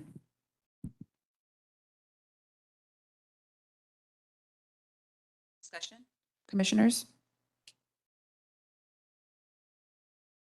Commissioner Canales? Thank you so much, Chair Jackson. I just want to say, because I got cut off in sharing last time, that did catch me off guard, and I was not expecting that. I have spoken about my nephew with full composure. It was, just when I saw Buena Park. And I want to acknowledge the gentleman that spoke of his positive experience. And as I said, not to take somebody else's choice away. But, then when we were outside, I heard another story about somebody's Chucky doll getting thrown out the window and set on fire and saying, go catch it. And you can't because you're on electronic monitoring. So, and that's why, even though this list is very extensive, and I do see a shift in how we are getting data now in a positive way, I want to acknowledge that probation does seem to be moving forward, working with us. I definitely want to, I've been seeing, reports from Wendy, and I appreciate that. But I feel that, that it is important that we know what's going on, with those that are being monitored in the positive ways and in the negative ways, because then that's how we reach solutions. And that's why, even though I feel until we start getting some of these answers, we can still have the experiences of, those that went terribly wrong. And, but I do want to acknowledge the data that we have been getting so far. Thank you. Thank you for that. I would just add that I always appreciate discussion, because I think the commissioners have an amazing way of shifting perspective, and some of that is about that. You know what I mean? It's not about having a fixed way of seeing things. And I just think that as commissioners, we do have to make sure that we're always being really intentful about what we do and how we do it. And it's okay to be able to take a step back and say, let's rethink how we're doing this and resubmit it in the most effective way for, again, effective results. So I think that everything in this itemization is valid and important, and we still need to collect it, but I just don't have a problem with going back to the drawing board and saying, what are we asking for? So I just wanted to say that to better justify my position on this particular item in this motion. Yes, sorry, subcommittee. Okay, so we're going to vote on the creation of an ad hoc subcommittee to evaluate this data request and the other outstanding data requests. Motion made by Commissioner Garcia-Leyes, seconded by Chair Jackson. Please vote yes or no. Commissioner Canales? Yes. Commissioner Garcia-Leyes? Yes. Commissioner Kakani? Yes. Commissioner Mundo? Yes. Commissioner Terry? Yes. And Commissioner Jackson. So that motion passes unanimously, and I actually can't remember what the bylaws say about whether we need to assign those committee members today or whether that's up to Chair Jackson. Yes. I mean, we have a volunteer here, so the chair of that committee could certainly be identified in real time. Yes, he did.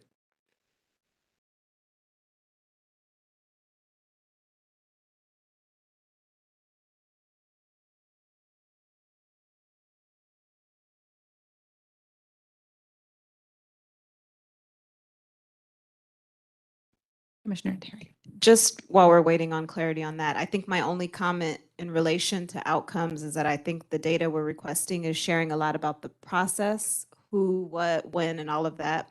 I think what's really important to know is for those who complete it, why did they complete it? Why was it successful? Who are those families? What made it successful? I think it's not just about did they complete the program, it's about what supports did they have in the community, who was in their family, who was encouraging them. So I think that's a part of the story. Someone completed it, but there's a reason why. Someone didn't complete it, and there's also a reason why. So I think that's important data to capture as well, to know what's working and how we pour into that. Thank you for that. You can confirm, Mr. Giron, that you guys are not tracking in that way though, currently, right? We're open to looking at data, and we're not tracking outcomes the way you just described it. Would you guys be open on to the adult side, but we're open to further discussion. Yeah. Would you guys be open to tracking that going forward? We're open to further discussion on it. So the bylaws provide that the chair will choose the members unless the commission votes by 2/3 majority to choose a different process, in which case y'all would have to like state the process and vote to accept the process. And was that chair of the commission or chair of the committee? Chair of the commission. Okay, so that committee, the members of that committee is going to be identified at a later time by me this afternoon. Okay, panelists, thank you all for indulging. We are going to move on to the next agenda item, excusing you. We are going to, yes, so let's take a break.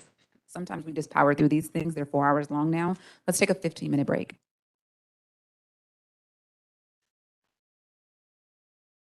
For those of you who are listening on the WebEx, we'll return at 11:20.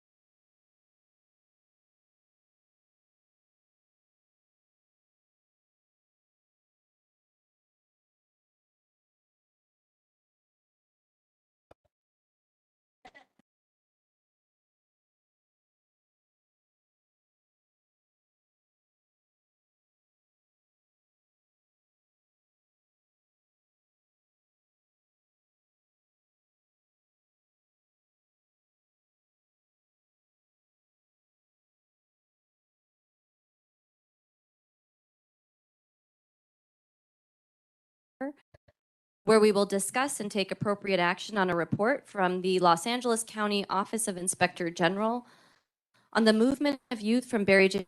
Nydorf Juvenile Hall and Juvenile Hall to Los Padrinos Juvenile Hall. If you'd like to please your hand now on WebEx. If you're in the room, you can approach the front of the room to get in line when the presentation ends. Here to present first on this item is Eric Bates from the Office of the Inspector General, who will share with us an overview of the findings from Felicia Cotton, Eric Strong, and Albert Banuelos. Good morning, Commissioners. My presentation actually is going to be brief, which is a good thing compared to the transfer of youths from last year from Central to Barry J. My staff, along with the Department of Justice, was present at the transfer from both Central and Barry J. From Central, we were there both days. And the overall transfer of the youths went pretty smoothly. There was one incident that you'll see in the report where a youth kicked the door open of the van while they were traveling to Los Padrinos from Central. There was not a major incident from that. The van returned to Central. They got into another van and then proceeded with the trip. And nothing else really significant. There were no uses of force that were reported to my office or the ombudsman relating to the transfer. The transfer of the youths from Barry J, excuse me, we had an issue with that because we were not notified of the first day of transfers, even after extensive discussion with the department of our presence being there. The chief apologized for that and said he would look in to see where the failure was. But we were not present during the first day of transfer. The second day went smoothly again as the transfers from Central. And I did notice, I'd like to commend the probation department because I did notice a significant number of staff at each facility that were assisting in boarding and the escorting and assigning the rooms to the youths at Los Padrinos.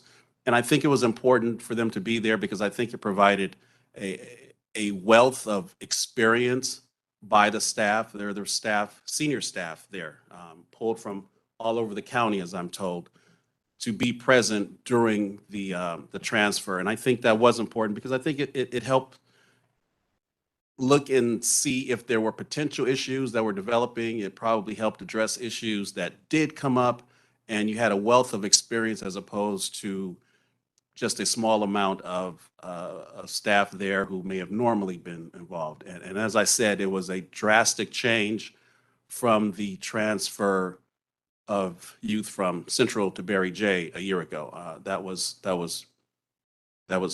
pretty bad. There were no reports during this transfer like there were there of improper searches. There was no destruction of property. So overall, it went very smoothly. Obviously, we know there was a weapon found there about a week or so after the transfer. We don't know if it was already there prior to the transfer or the weapon came in during the transfer, but we have recommended continually that staff be better screened in bringing in their own personal belongings to prevent situations such as this. And then also just the continuing communication between the probation department and the stakeholders we feel is very important so that there isn't a lack of notification as we had with the the first day of transfers from Barry J. Other than that, that is all I have for from that report, and I'm open to any questions. Okay, I guess I'll start. Seem to be the one. Oh, yes, I'm sorry. Can the other two presenters introduce themselves?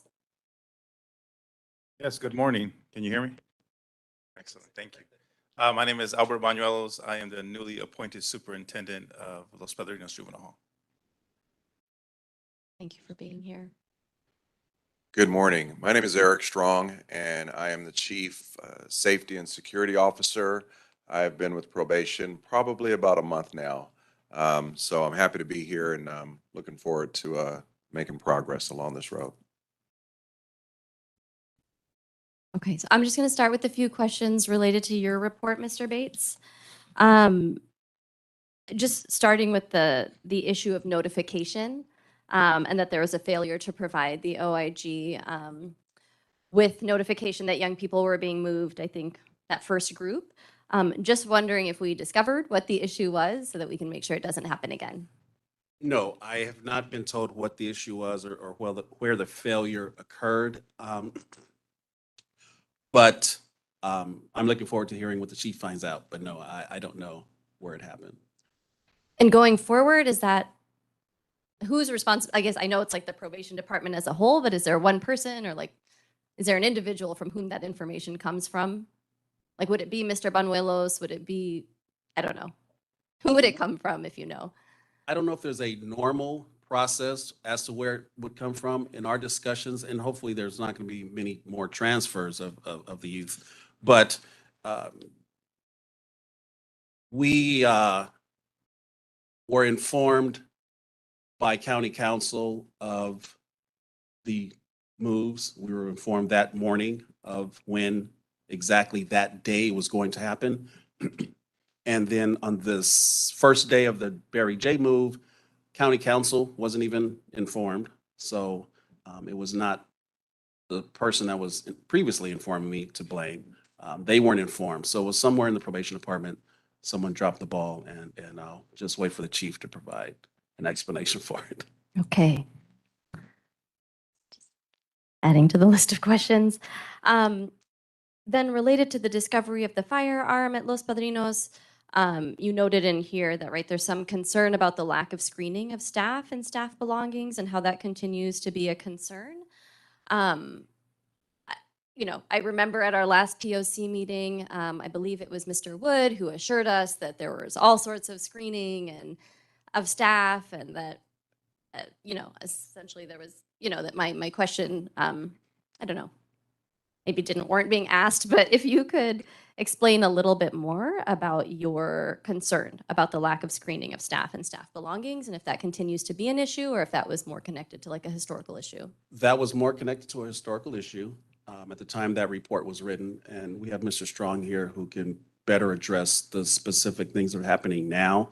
I can say that since that issue, I've been there a number of times, and the screening is incredibly more intense than previous, especially compared to Central and Barry J. So I'm hopeful that we're on the right track towards everyone being screened. But again, I think Mr. Strong can probably add more to that than I can. Okay, and I'm going to turn to Mr. Strong in just a second, but you said in comparison to Central and Barry J. Again, is that like a historical comparison, or is that what you're seeing presently, that there are still kind of gaps or concerns related to staff being At screened? Barry J, there are still some gaps. At Central, not so much. I haven't seen anything there lately because the youth aren't there. And the manner in which I was checking is not the same.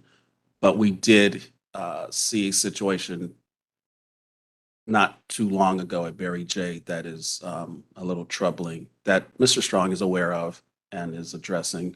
But I would say we're heading in a better direction than before.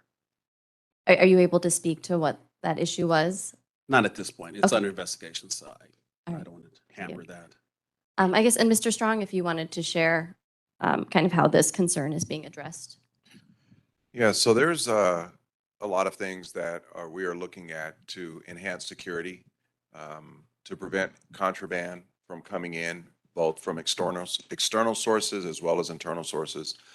You know, to understand what it looks like to walk into, you know, let's say Los Padrinos or Barry J, you go through a metal screening process with a baggage scanner. We have implemented a clear bag policy for all people coming in, including our employees. There's a no cell phone policy that has been enacted or actually reminded. One thing to remember is that we contract with outside security to staff basically the weapon screening or the entrance. In my experience in having conversations with them, some of the issue was maybe a lack of training on their part. lack of understanding about what we expected from them, lack of understanding in terms of what their authority was to stop people from coming in. So we've done a few things. Number one is we've increased the technology. We've improved the technology slightly, but we're looking to improve it even more with our baggage scanner, our metal detectors, our body scanners. Have had numerous conversations with the personnel that work there to give them a list of expectations and trainings and things to look for. The other thing is we've increased staffing there. We have doubled our staffing. We've increased our perimeter checks. I think the most important thing is that we are also working with our employees on a daily basis so that they understand the expectations when they come into these facilities. And we're just really bringing it up to industry standards and best practices. I mean, you can't walk into a concert or a game, these days without going through some type of screening. So it stands to reason that you're walking into a secure detention facility. There needs to be some very robust screening in doing so. So I've talked to many of the employees. They are noticing, enhanced screening. They are appreciating the fact that there is enhanced screening. We've posted a supervisor and or one of our special enforcement operations personnel there, which gives a little bit more authority in order to deal with any employees or any other people that are coming in that are maybe being indignant or belligerent towards security. These are all things that are increasing increasing security and decreasing the amount of contraband that's coming in. As far as the weapon being found, I'd like to thank, Downey Police Department for their quick response.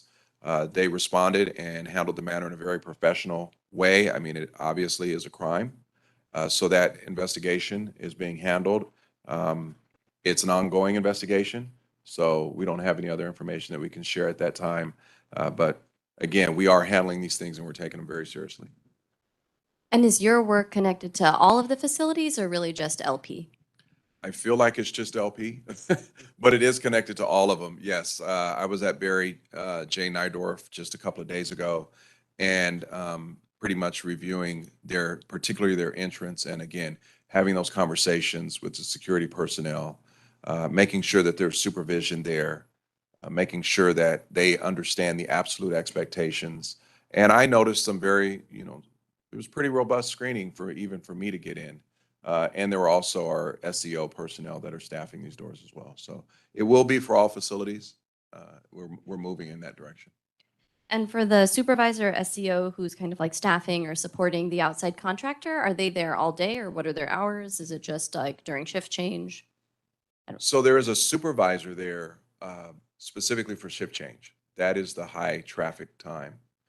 SEO is there pretty much throughout the day for the first two shifts, and they remain during the shift change from second and third shift.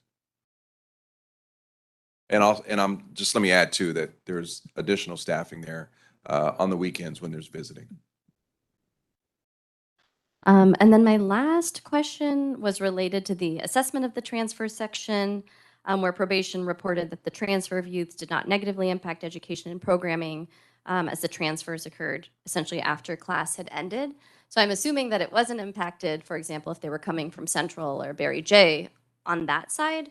But I don't know, maybe that's for you, Mr. Banuelos. I think last month I had asked if Mr. Wood could provide, I don't think programming was up and running yet. It was just rec. And so I'm going to reiterate my ask, if you could provide the programming schedule, and also if you could share when that started up again. And, Sure. and by programming, I mean beyond rec, like outside providers coming in. Absolutely. In regards to programming, we could definitely provide you guys the newest calendars. That's not a problem. Recreation has been consistent. What we are not at the point where we need to be is with our programming in the units with the youth. We do have an element of programming, but know where we want to go. Currently, we have 9 buildings open, which equates to about 18 units. We probably have on our calendar 6 or 7 different programs coming in. That's not enough programming. There's no one in probation from the line staff to administration to say we don't want programming. So we got to work diligently with our partners to get more people in there to work with these young people. In regards to, was that disturbed during the transition? I would say there was a fall off because at Central, it was pretty robust at some point. I don't think all of our partners have come over to LP just yet. Getting emails just this morning that more conversation is happening to bring some of those programs back and get them on calendar. I guess, what's the issue? Is it just like, yeah, I guess I'm confused as to what the issue is. Let me try to clarify. I don't want anybody confused because it's an important topic. Programming has been traditionally difficult to obtain just because of the layers in the county to get people in. We had conversations yesterday with some of the district members saying, what do we need to get people in here? So we need a better system to get our community partners in here, to get them in quickly, get them funded. And so that mechanism seems to be lengthy. Again, it's not that we don't want it. And in addition to that is the coordination of that. So that's not usually the difficult part, because if we have people at our doors wanting to come in and work with the young people, we'll get the calendar set up, we'll get them in to work with the kids. But I do think there was a fall off from Central to LP, and we have our eye on it. I'm working daily with our program coordinators to reach out to people, reaching out to administrators offsite to say if there's anybody in contact with our partners at ARC, HDA, who can they bring in? So it's something at the top of the agenda, because as we all know, more programming, a better and healthier culture we could kind of develop there at LP. Yeah, no, I guess the confusion is because the folks who are coming into Central are probably already, in a position where they've got a contract set up, everything's kind of good to go. So I guess I just don't understand why that didn't immediately transfer to LP. I wouldn't be able to speak to why those programs are not coming. I don't know if that was a decision or they're just leery to see how things are working out, or I wouldn't be able to speak for all of those organizations. Okay, but it's more an organizational thing, not a probation thing. Probation is wide open. We want programs. Yeah. I don't know. Oh, yes. If I could just clarify, we did receive the July program calendar from Los Padrinos, and we're waiting for the August calendar still, but that is among the things that we received recently that we're really happy to have. So I'm happy to share that with commissioners. I mean, July 23rd, I think that was our last meeting, right? Did I make that up? We received it since our last meeting. Okay. Mhm. Yes, Commissioner Canales. Thank you, Commissioner Kakani. Yes, this question is either for Mr. Strong or Bornelos. I'm just wanting to ask about the July 28th incident and the discrepancies, as it was referred to as a major disturbance by probation, but then the media outlets were saying that it was a riot. And so what would you have described it as? Well, we really don't have any control how the media reports it out. The terminologies they use. Internally, we would call it a disturbance, a major disturbance. It was something I don't think we've experienced. Mr. Strong was there that evening, myself, all of our administrators were there. So internally, when we produce, whether it's reports or notifications, we're identifying it as a major disturbance. Okay, thank you so much. And then I know there was also some information about assaults on staff, but then there was also information released that there were no injuries as well. So that was a little bit like Let me clarify that. So there were staff that were definitely assaulted. The term that we used were there was no major injuries, meaning there was blood drawn or people having to take out 911 in ambulances. They were able to walk out on their own 2 feet. That doesn't discredit the assaults that did happen towards staff that evening. I spoke to them as they walked out of that building, and you could imagine our young people in our care have their layers of trauma. But the layers of trauma that came out of that unit from our officers, I witnessed it firsthand, and being attacked by several people at one time will put anybody into a state of mind that's not healthy. And so whether there was no blood drawn, whether there was no major bones broken where we had to pull people on an ambulance, I'm glad we didn't get to that point. I'm grateful we didn't get to that point, but there was still damage to everybody involved. It's a traumatic experience. Thank you. Thank you for that. I'm not sure if anybody has seen the attached motion in the agenda, but I would like to bring forth a motion that I think that would be beneficial to not just the probation oversight and the youth and the community, but to probation as well, to get clarification on this. And so I would like to bring forth a motion requesting that the Office of the Inspector General investigate and report back on the incident at Los Padrinos on July 28th, 2023. Now, do I ask for a second? Or do I read the whole motion, or?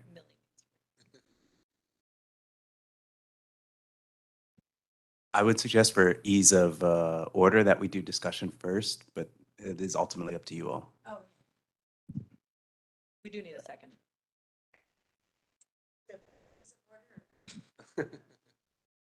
Discussion first. And is that discussion related to the motion or discussion related to everything LP connected? Related. And we also need to take public comment before we take a vote. Okay. All right, so before we move to a second, is there any discussion related to? I would like to hear from Mr. Bates on his feelings about the motion. I would like to say I share Commissioner Canales' concern as to what happened. But I at this time, like the probation department, we are operating, my office is operating at 50% of the staff that has previously been approved. And we are obligated to provide reports to the California Department of Justice as well as the Board of Supervisors.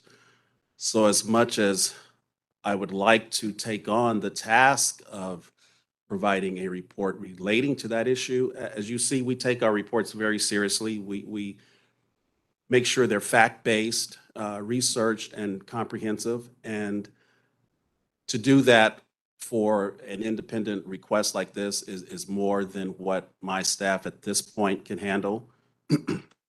I will say, though, that as always, we are here to address any concerns that any commissioner has.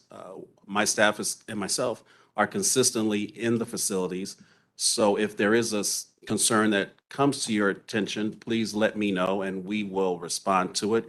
But as far as providing an actual formal report on that incident at this time, due to our staffing concerns, I don't think that'd be possible.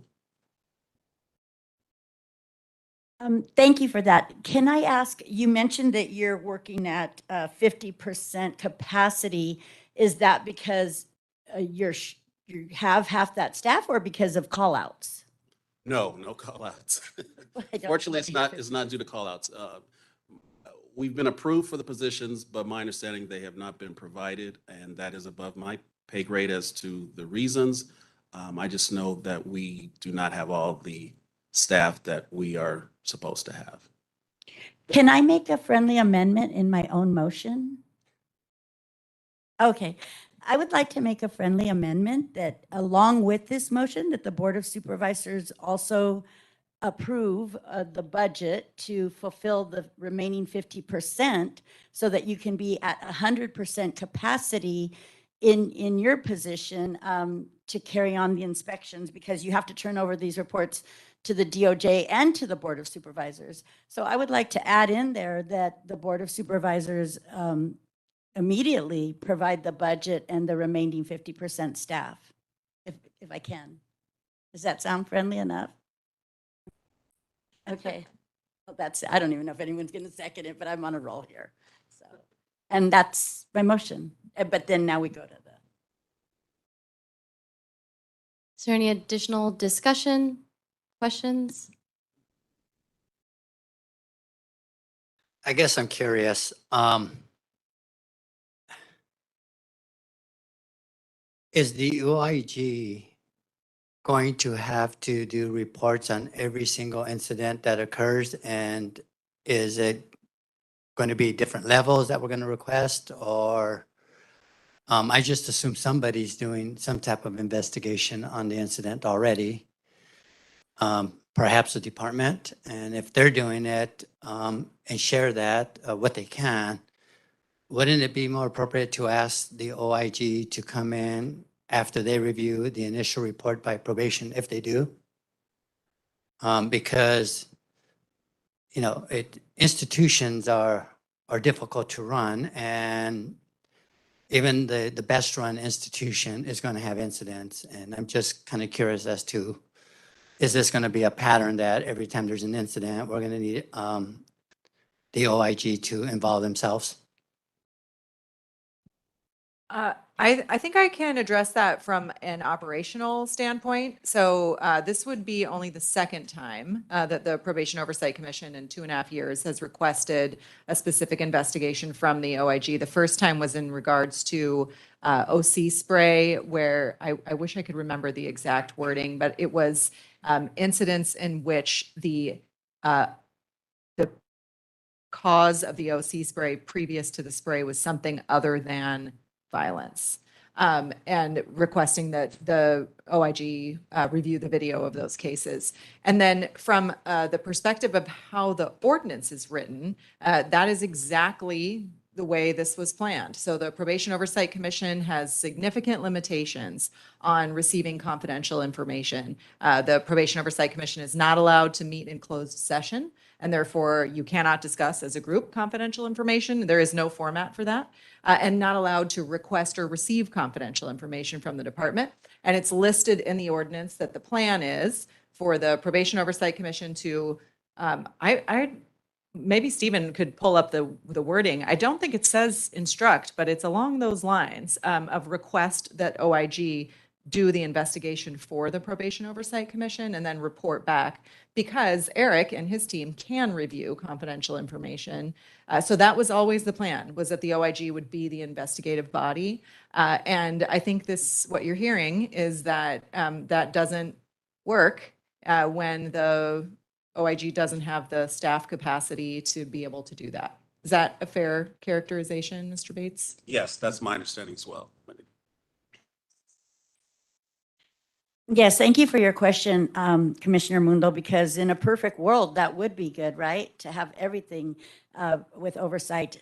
But I think here with the extenuating circumstances of a youth now being charged as an adult for the escape, was there mental health issues? Was there underlying issues? I think that, it should have a little bit more extensive oversight. And also now we have the re-implementation of the OC pepper spray, which we had worked so hard on, just trying to get that to a space. So I think because of these extenuating circumstances, I do believe that this is just.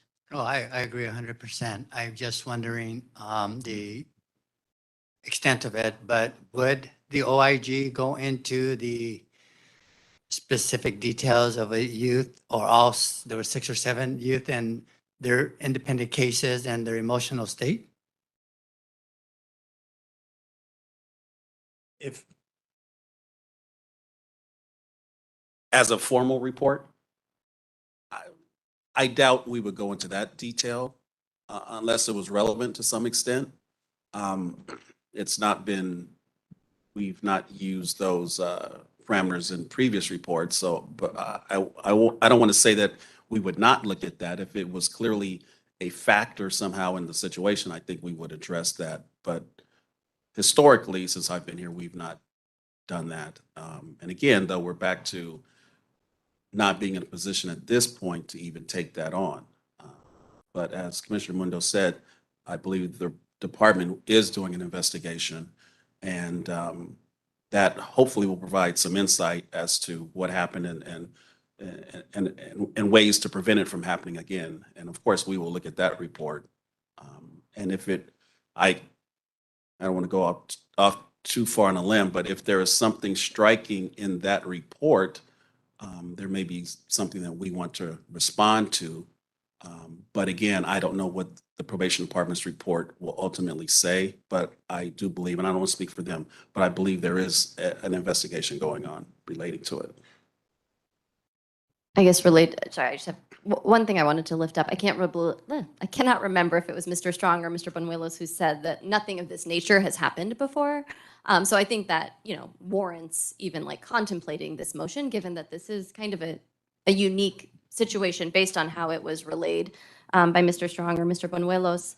And also, I don't know if it's confirmed that probation is doing some sort of internal investigation, if there's a timeline for that.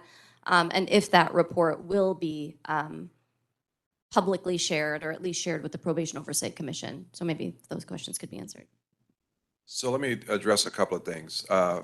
First of all, coming from a background dealing with custodial environments or detention facilities, a riot is typically defined as a large majority of the incarcerated population that's involved, or a significant majority of the people that are there that are causing such a disturbance. As was stated, this was maybe 6 to 8 people, which would not be considered a riot. A major disturbance, because did it cause a lockdown and did it cause a disruption in the daily activities that are going on? Absolutely. In this case, to be fully transparent, probation does not have a built-in intelligence unit that would go back and investigate and find out what the causes are. We will be doing an after-action report. An investigation has been done into some of the crimes, some of the violations, and we are looking into some of the causes of this, which I think we know, as was stated, is significantly related to short staffing. So as far as a full-on intelligence gathering investigation, that is something that, to be quite honest, probation is not equipped to do at this time, but it is something that we want to bring in. And that is how you're going to find out when you do these investigations, hey, what precluded this? What was in the mindset of those that moved forward with the actions that moved forward that kind of caused this? So I hope that answers your question to some extent. Again, investigation into the incident is, I'm sure what you're looking for is a little bit different than investigation into the actions that took place. And if is that for clarification, and actually what you're looking for? I think that's a question for Commissioner Canales. Yes. Yeah, Well, I'm and hearing part of it. yeah, and so just to let you know, one of the things that I'm looking to bring in when we do have these major incidents is that the very minimal is what we call an after-action report, which kind of goes over some of the things and we get some learned lessons, some conclusions, some recommendations, some corrective actions that we can foresee so this kind of stuff happening in the future and how we can derail it or keep it from impacting our population.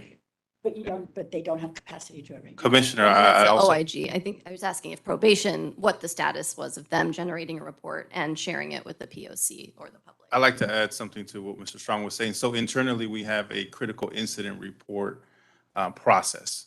So anytime administration finds an incident that of this magnitude or contraband that raises concern, there is an internal investigation. Then it's reported out to our executives.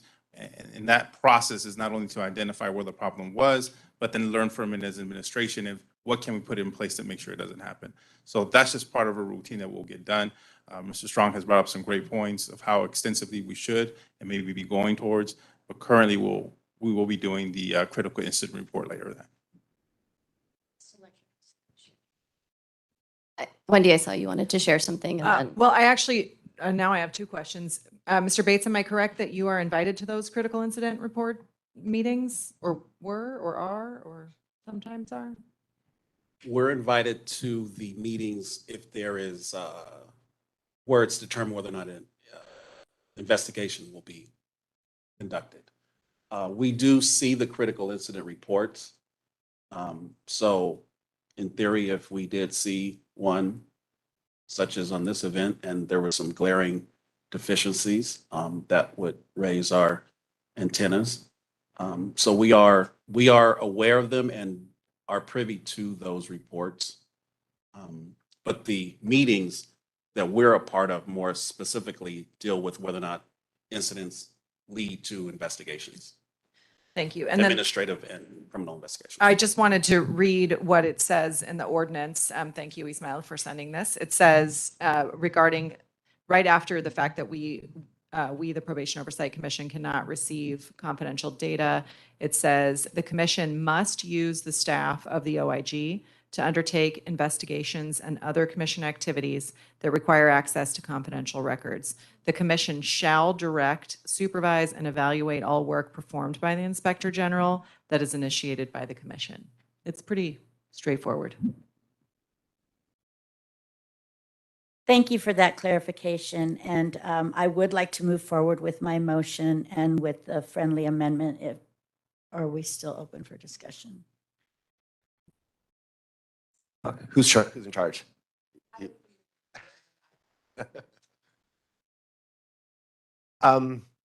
We haven't had all our positions funded yet, have we? By the county? That is correct. We have 7 out of 19. So I'm a little hesitant to ask the board to pay for staff for them when they haven't yet paid for staff for us.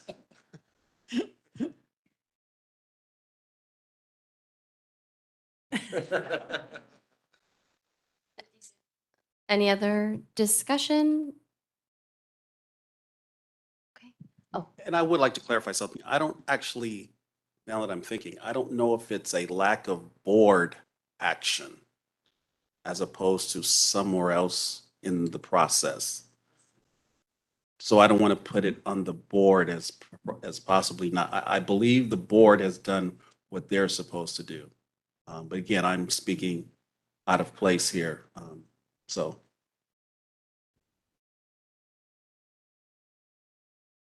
okay. So there is a motion by Commissioner Canales requesting an investigation and report back by the Office of the Inspector General. There's some other specific directives. Do those need to be read out? I don't believe so because those have been attached to the agenda and available to the public and all the commissioners. Okay. And at this point, I'm asking for A second?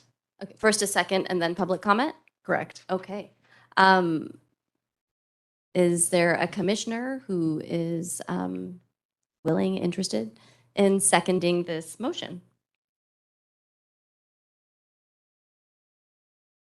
I'll second it. Okay. So if you'd like to make public comment on the issue of this motion or on the issue of the move to Los Padrinos, which is the agenda item as listed, please step forward in the room or use the raise your hand feature. And on the WebEx, or if you're on the phone, dial *3 to raise your hand. And we'll start with Eduardo. Yes, hello, Eduardo Dumbrique. The Office of the Inspector General, I believe, has some responsibility in the legal settlement that was made in 2021. And one of the findings there that the county juvenile halls are required to be safe and supportive, home-like environments that are not treated as penal institutions. So to the extent that the Office of the Inspector General, the Probation Department, and Safety and Security have to work together, I hope that you guys keep them principles in mind, that it's important to keep juvenile halls and not penal institutions. I recognize the need to understand when incidents happen, why they're happening, by who they're happening, how you can prevent them in the future. But I don't think that you want to investigate and start to label these children in a way that they do in the prison setting, where it becomes the whole thing. And that's why, people were in solitary confinement for 35 years. I spent 13 there myself for innocuous communication, associating. And I'm afraid that the path that you suggested would go down that line and start to become a real control over the kids, labeling them. Inspector General helped me greatly one time when I needed it. The children need to be playing baseball, playing soccer, painting, going to therapy, having counseling, having meetings with their families. And if we provide these types of activities for these children, I think that we'll see a reduction in violence. They'll have meaningful and purpose to want to go home. They'll want to educate themselves. But right now, I don't know that that's all being done. I think that we're just housing them, and it's crazy, but they might have more program in prison than they do in the juvenile hall. And for children that are struggling, that it manifests themselves saying, fuck it, I'm gonna break out of here. Something to that extent is not necessarily something you're gonna blame the child on. but look at the conditions that were created. That's that circumstance where someone felt that they had to try to break out. Thank you.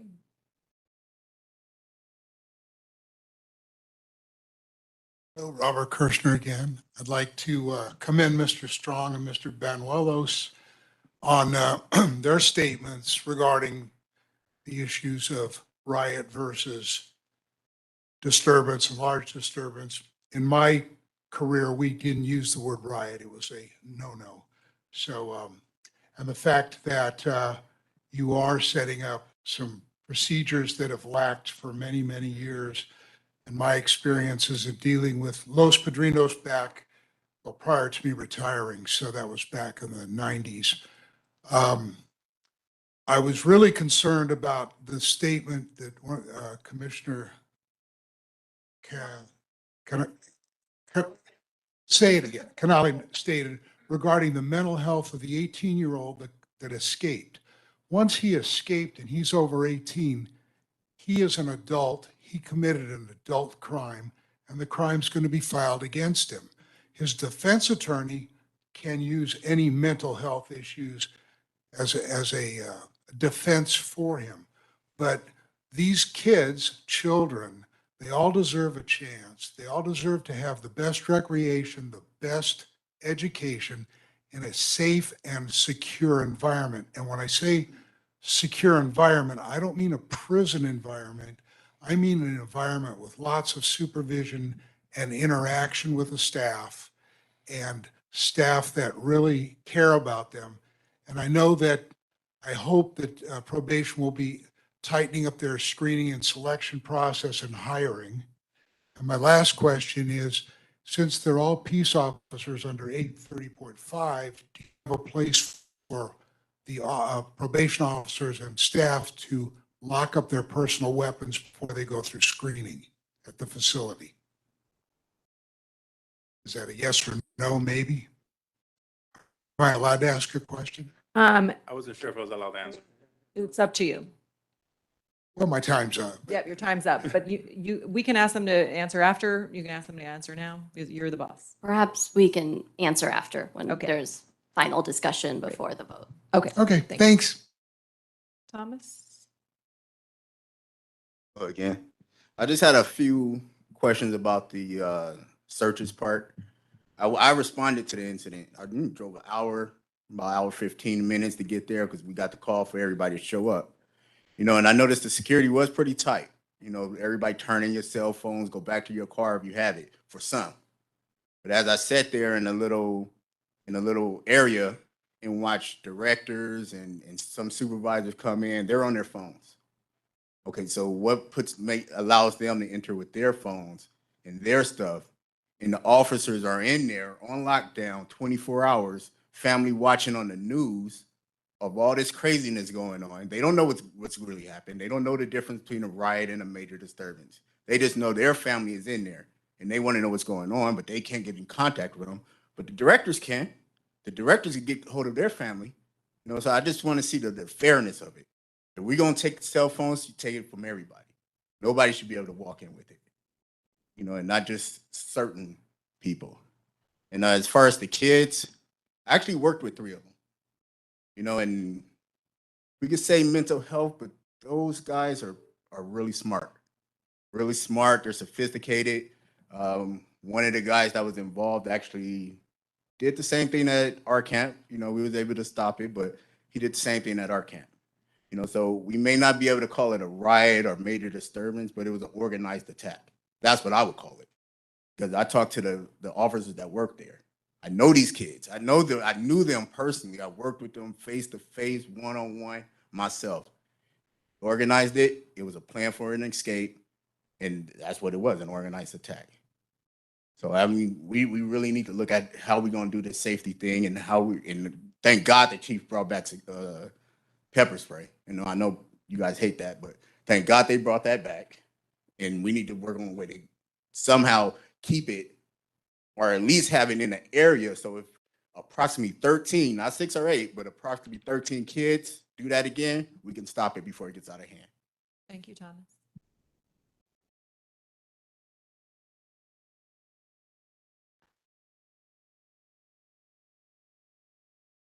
president of Central Juvenile Hall in Silmar back in 95 to 96. Oh, sorry. And what I learned when my stay there was we had a balance. Staff had their job to do. We were there for a crime. What I'm taking is we're taking away from staff.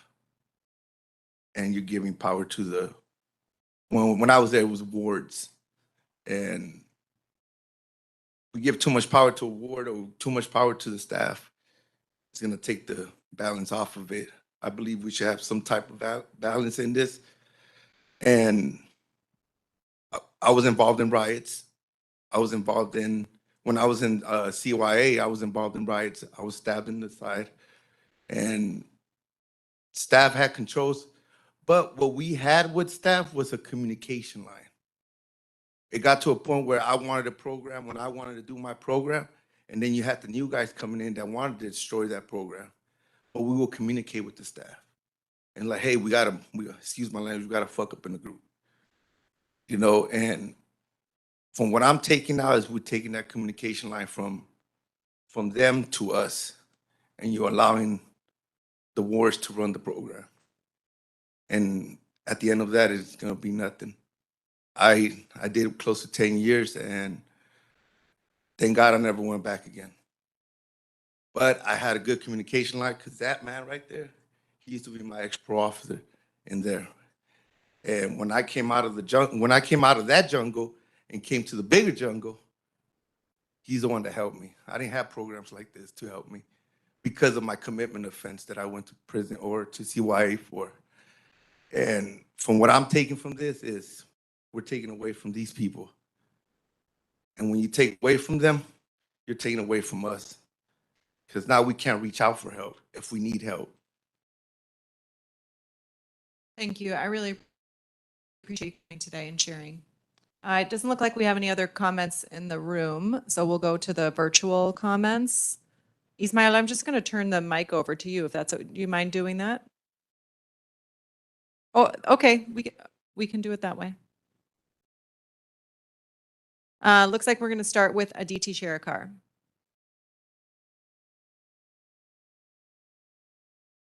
Good afternoon, Aditi Sherakar, Children's Defense Fund, California. Want to highlight a probation firearm was found inside LP after staff were not searched coming in.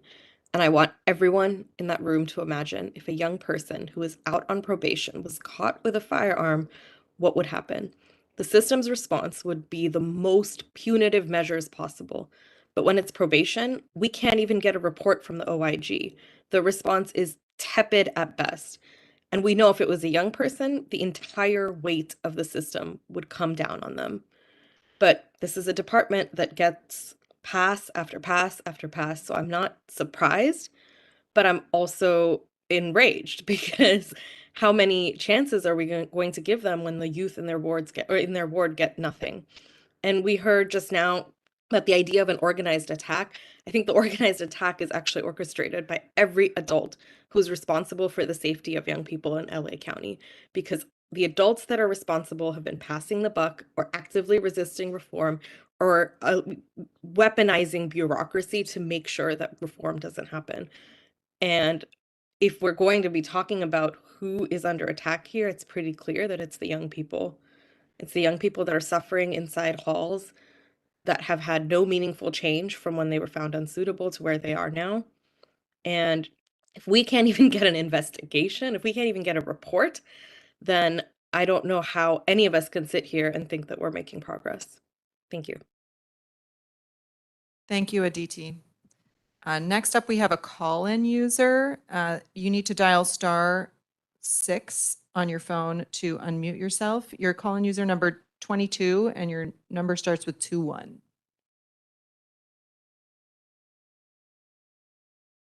Oh, my name is Okay, Tori. we can hear you. Dufont. You My can name begin. is Tori. My name is Tori Canese Dufont, and I am a concerned grandparent of a young man that was transferred to Los Padrinos. I have several concerns. The first one is a lack of communication and response from the leadership there. I made a phone call, never heard back. emailed Albert Buenelos and haven't heard back from him yet. There's disorganized and chaotic visiting with long, unacceptable wait times up to 3 hours. This discourages families from visiting, and for the mental and emotional health of the youth, they need to see their families, to show up, support them, and love them. A structured system and schedule must be used and published in advance. There are health and safety issues surrounding no access to water for visitors and youth during visiting hours, especially on hot days. There was a canopy provided, but no water nearby the visiting area for either youth or visitors. This is a health disaster waiting to happen, and there's a potential for heat exhaustion and, worse yet, heat stroke. There's a lack of activities, recreation, and exercise. The children need fresh air, mental activities, and recreation. This cannot be overemphasized as it impacts their holistic health.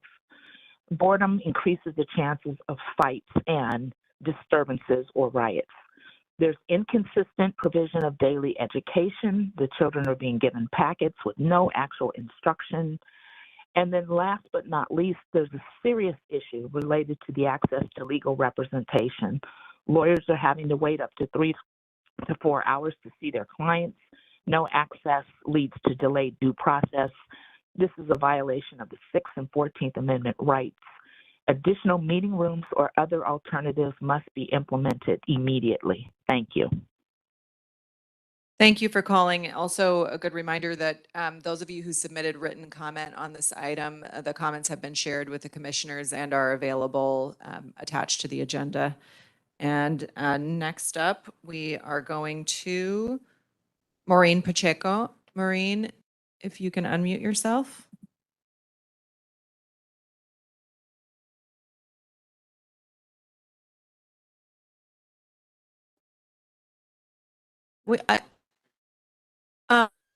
Let's go. Can you find her on the list? Maureen, if you can unmute yourself to comment.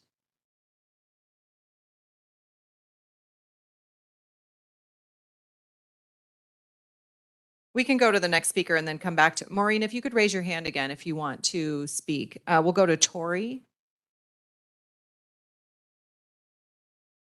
Tori, can you unmute yourself and we'll get your time going?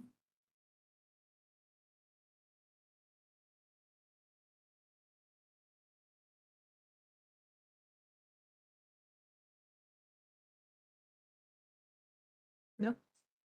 Okay. Any other hands up? Okay, can we hear you now?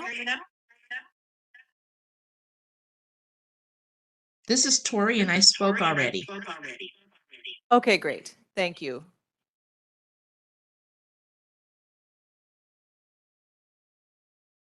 No more comments. Okay. Okay, so at this point, do we need to vote on the motion or is there more discussion? I do either. We should what? You can take more discussion if you wish. Okay. Okay, so I may ask you to read the passage from our charter, because from what I understood, it was that we can have investigations, and when we hit that confidentiality rule, we can ask the OIG to go take care of that and come back to us. So it would actually not be an OIG investigation. It would be a POC investigation using OIG staff when necessary, which is not, I think, what the motion says, but is something that I would be much more supportive of. So can we go back to what the rules are there? Absolutely. So it says use of the Office of Inspector General staff for investigative purposes. The commission must use the staff of the OIG to undertake investigations and other commission activities that require access to confidential records. The commission shall direct, supervise, and evaluate all work performed by the Inspector General that is initiated by the commission. So I think I would agree with your assessment there, that we can do an investigation of non-confidential information. When we run up against the barrier to receiving information that is confidential is when we're instructed to use the OIG. Do you agree with that? Okay. County Council, can I propose an amendment at this point, now that's been seconded? I think that you both have to agree. Yes, Millie I think I seconded it. seconded it.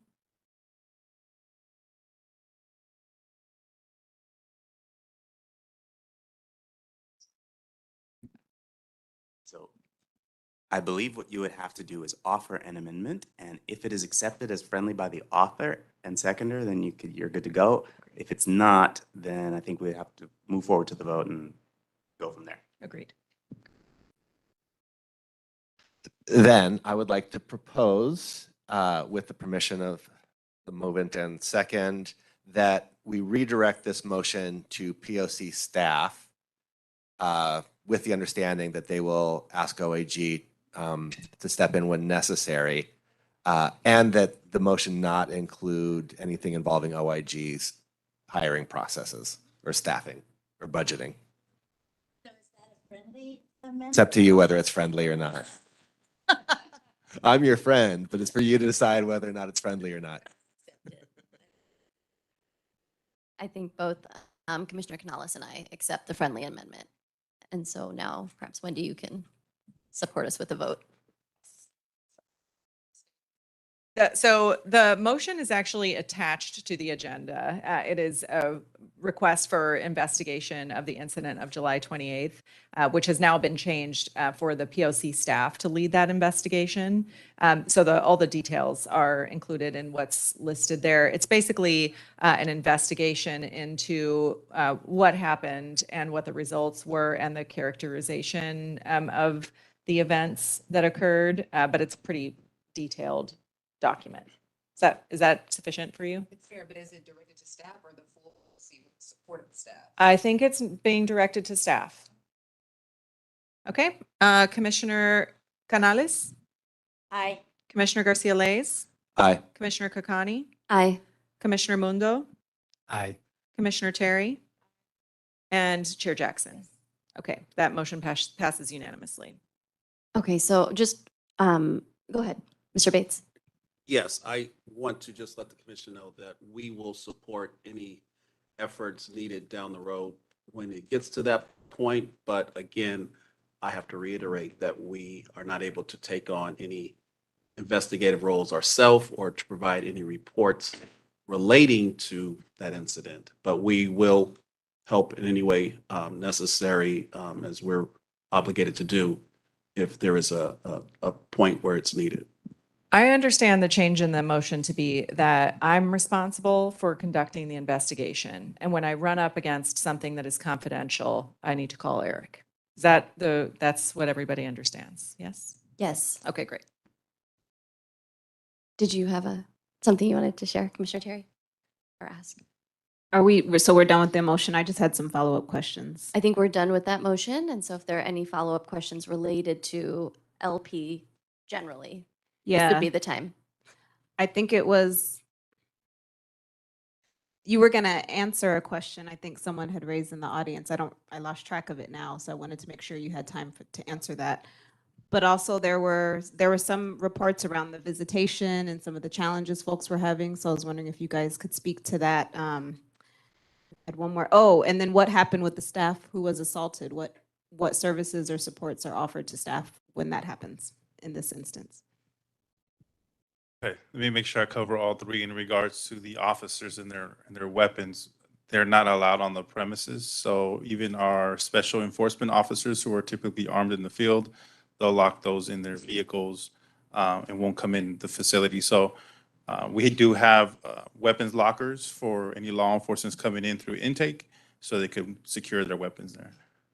In regards to visiting, I apologize to the person who said I haven't gone back to her. It's not a lack of effort, just probably got lost in the email. So if she could resend that, I'll make sure to address it. In regards to visiting specifically, we are looking at different ways to make it much more efficient for our parents coming to visit. I understand the heat that we're going through, so we've already ordered misters for the canopies. I've ordered for the last 2 visiting sessions for water coolers to be not only at the canopies, but also in the lobby for the parents and visitors. So we are not where we need to be, but we're making strides to get there in order to make that an efficient process for people coming through. We're even looking into maybe getting wristbands that are colored so we know what group goes to what unit, what canopy, and then just move people quickly through groups. So we are looking and working with my managers and the supervisors who help coordinate a lot of that during the day of visiting. So did I cover all three? Yes, so staff assaults we take seriously. Again, me talking to one of the gentlemen that night, we offer services that the counties offer, but I actually need to touch back with them personally because after our conversations that night, I was concerned with their well-being. But yes, there is a proper process that we go through. We also offer peer assistance, and some of them were actually there that night that showed up, who are our certified peer assistance employees to offer any kind of counseling on the spot if they needed so. So we're definitely following up on them. Thank you. Commissioner Mundo? So I actually was at Los Padrinos on Sunday before visiting and throughout visiting, and I'm happy to report that it went really smooth. There was one issue with one parent, but not a result of the process. I found that the deployment staff were really helpful. They were engaging the families and sitting with families while they were visiting. Some of them actually knew some of the kids. Again, the reserves were there. And so the process, it's not easy moving people in and out, but from what I saw, they were making the best effort to make it quick. I think most people are waiting about 45 minutes, especially at 2 o'clock when there was a shift change. So that was good. With regards to programming, I reviewed some data, Mr. Benuelos, and 52% of the population right now in the juvenile hall is 17 and over.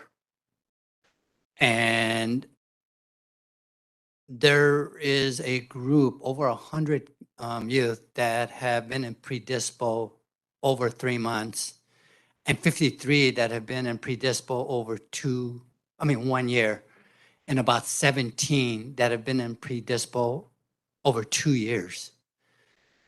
Given that data, when the administration is thinking about programming, are you looking at the population at that level?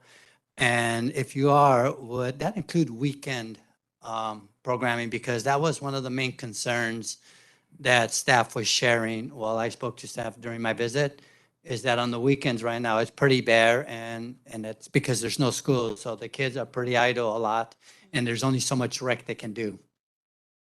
Yes, I want to add just one more detail to the visiting. So thank you for acknowledging the process is getting a bit better, but I'll always take ownership now that I'm in the seat in regards to making it even better and more efficient. We have added, I believe 2 days ago, a large row of lockers for our parents and visitors. So now when they come, some people come by commuter bus, they have somewhere to store their cell phones since they're not allowed, their personal items. We're going to keep extending that to meet the need. So that's just one more element in regards to the safety programming. I understand the need for proper programming for a certain age group. That's responsivity, right? We talk about evidence-based, risk, needs, and responsivity. That goes to bringing in programs that have shown to work with this age group.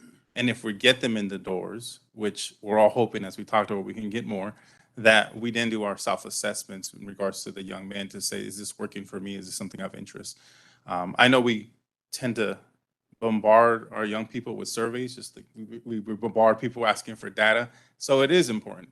We want to know their voice and what it is. And there's a term in the LA model they call voice and choice. The kids need to know this is not working for me.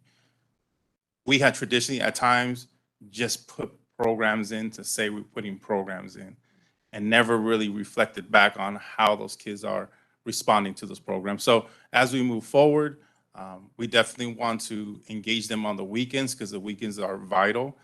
When I was working with one of our administrators who was reaching out for programs, one of my requirements was if a program decides to come in, they need to include either a Saturday or a Sunday in their schedule. And we have to stop allowing people to just say, I'm there Monday through Friday, I'm engaged with the kids, but they never show up on the weekends.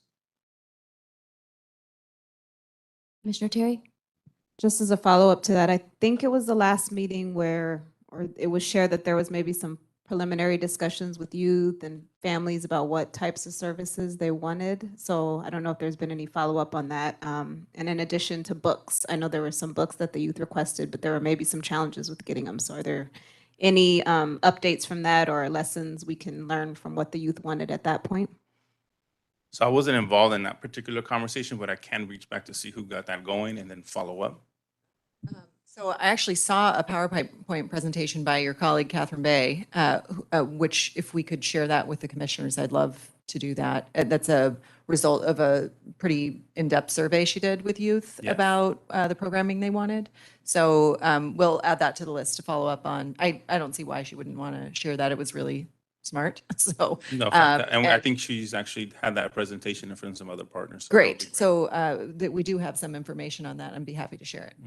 In regards to the books and magazines as well, we've had a now influx, I hope I'm getting the number right, between 50 and 60 magazines, 50 books. This week, they're going through and destapling the magazines, putting that back together. My staff have assured me Friday, Saturday, and Sunday, they'll be distributing those magazines and books. We do have one unit, GH, where they have books in the unit themselves. One of the barriers was, I believe, the library wasn't set up yet with their check-in and check-out system, which traditionally at Central, my understanding, is that's how they got books and took them back to the unit. So I'm sure the library is working hard to get that in place as well. But we do have some on campus now, and we'll move to get them into the units. Okay, I just had a couple of follow-up questions, especially in light of the public comment and my conversation with some public defenders. Again, a month ago, Mr. Wood said that there was plenty of space for attorneys to visit. There was the kind of no longer used courthouse and courtrooms. But based on the public comment and based on conversations I'm having, attorneys are having a hard time accessing their clients. So can you speak to that a little bit? What is the plan? I mean, this is just on August 8th, so not that long ago, that an attorney had to wait quite some time to see their client, almost 2 hours, and then wasn't able to do so. And that feels wildly problematic. It is problematic. So when I got the first notification via email that this was a long wait, the next day I went in to kind of assess our spaces.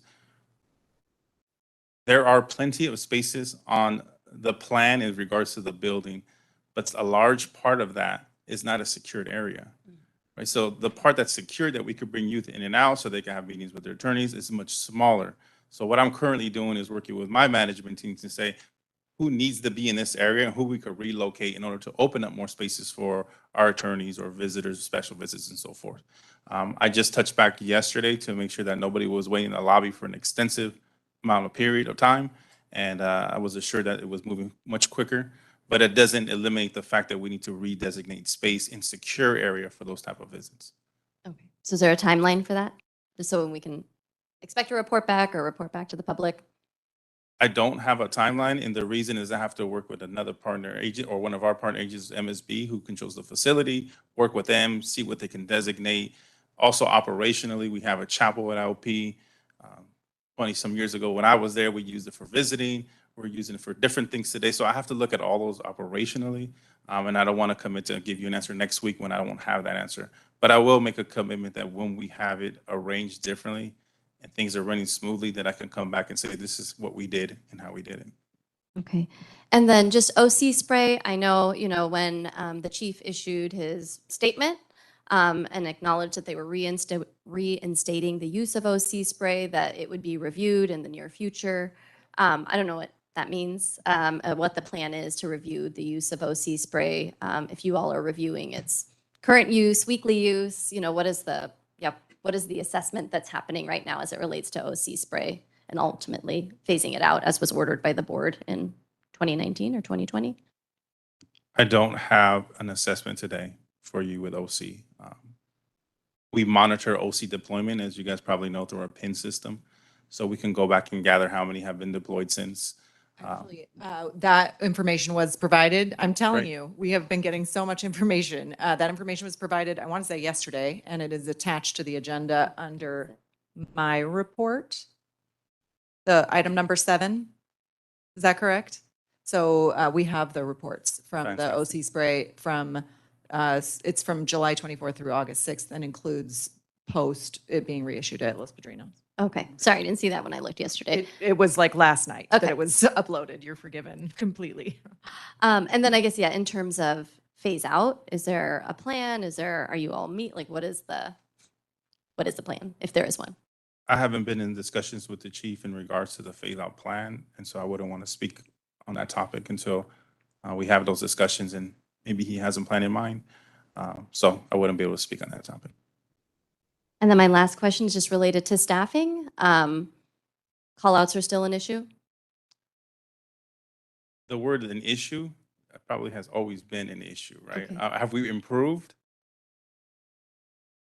On some days, yes. We've seen some improvement. But that's not an overall assessment to say, yes, we're improving. There's still a lot of work to get our people back to work.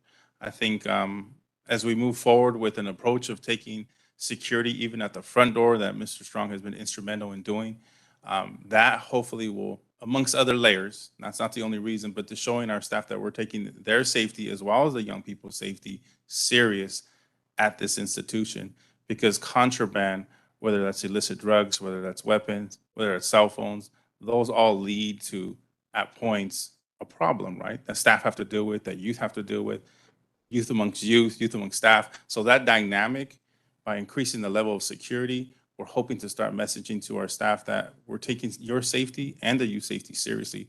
But there are other areas within the department, administrative levels, that are taken in order to address some of those staff that are not coming back to work. But it's still resulting, I mean, is our staff call-out still resulting in young people not being, for example, taken to school or not being able to go out for rec? Or like, does that remain an issue? No. So all units are being able to go outside every day, Our recreations not just indoor rec, but outdoor rec? have been consistent. If a unit has not gone out for rec, it's for another element. Even if I have 10 bodies in the unit, there still could be a tone of, there's something going on. The kids are fighting amongst each other. There's arguments. But on a consistent basis, the majority of the units are going out for recreation and going to school.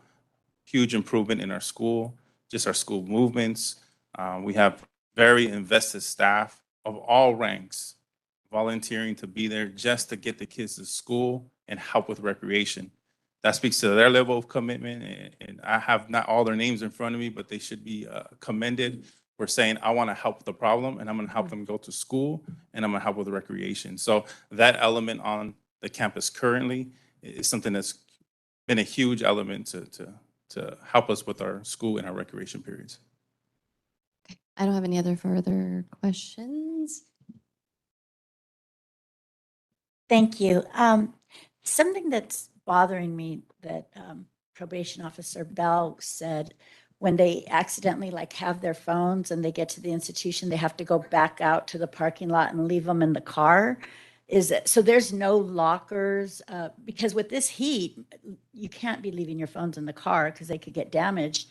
And so they're not even allowed to use their phones during break or during lunch. It's just absolutely no phone. And when he mentioned the lockdown and family members out here watching concerned, and they couldn't even on their break make a phone call, that seems like unconstitutional. I mean, I wouldn't want it for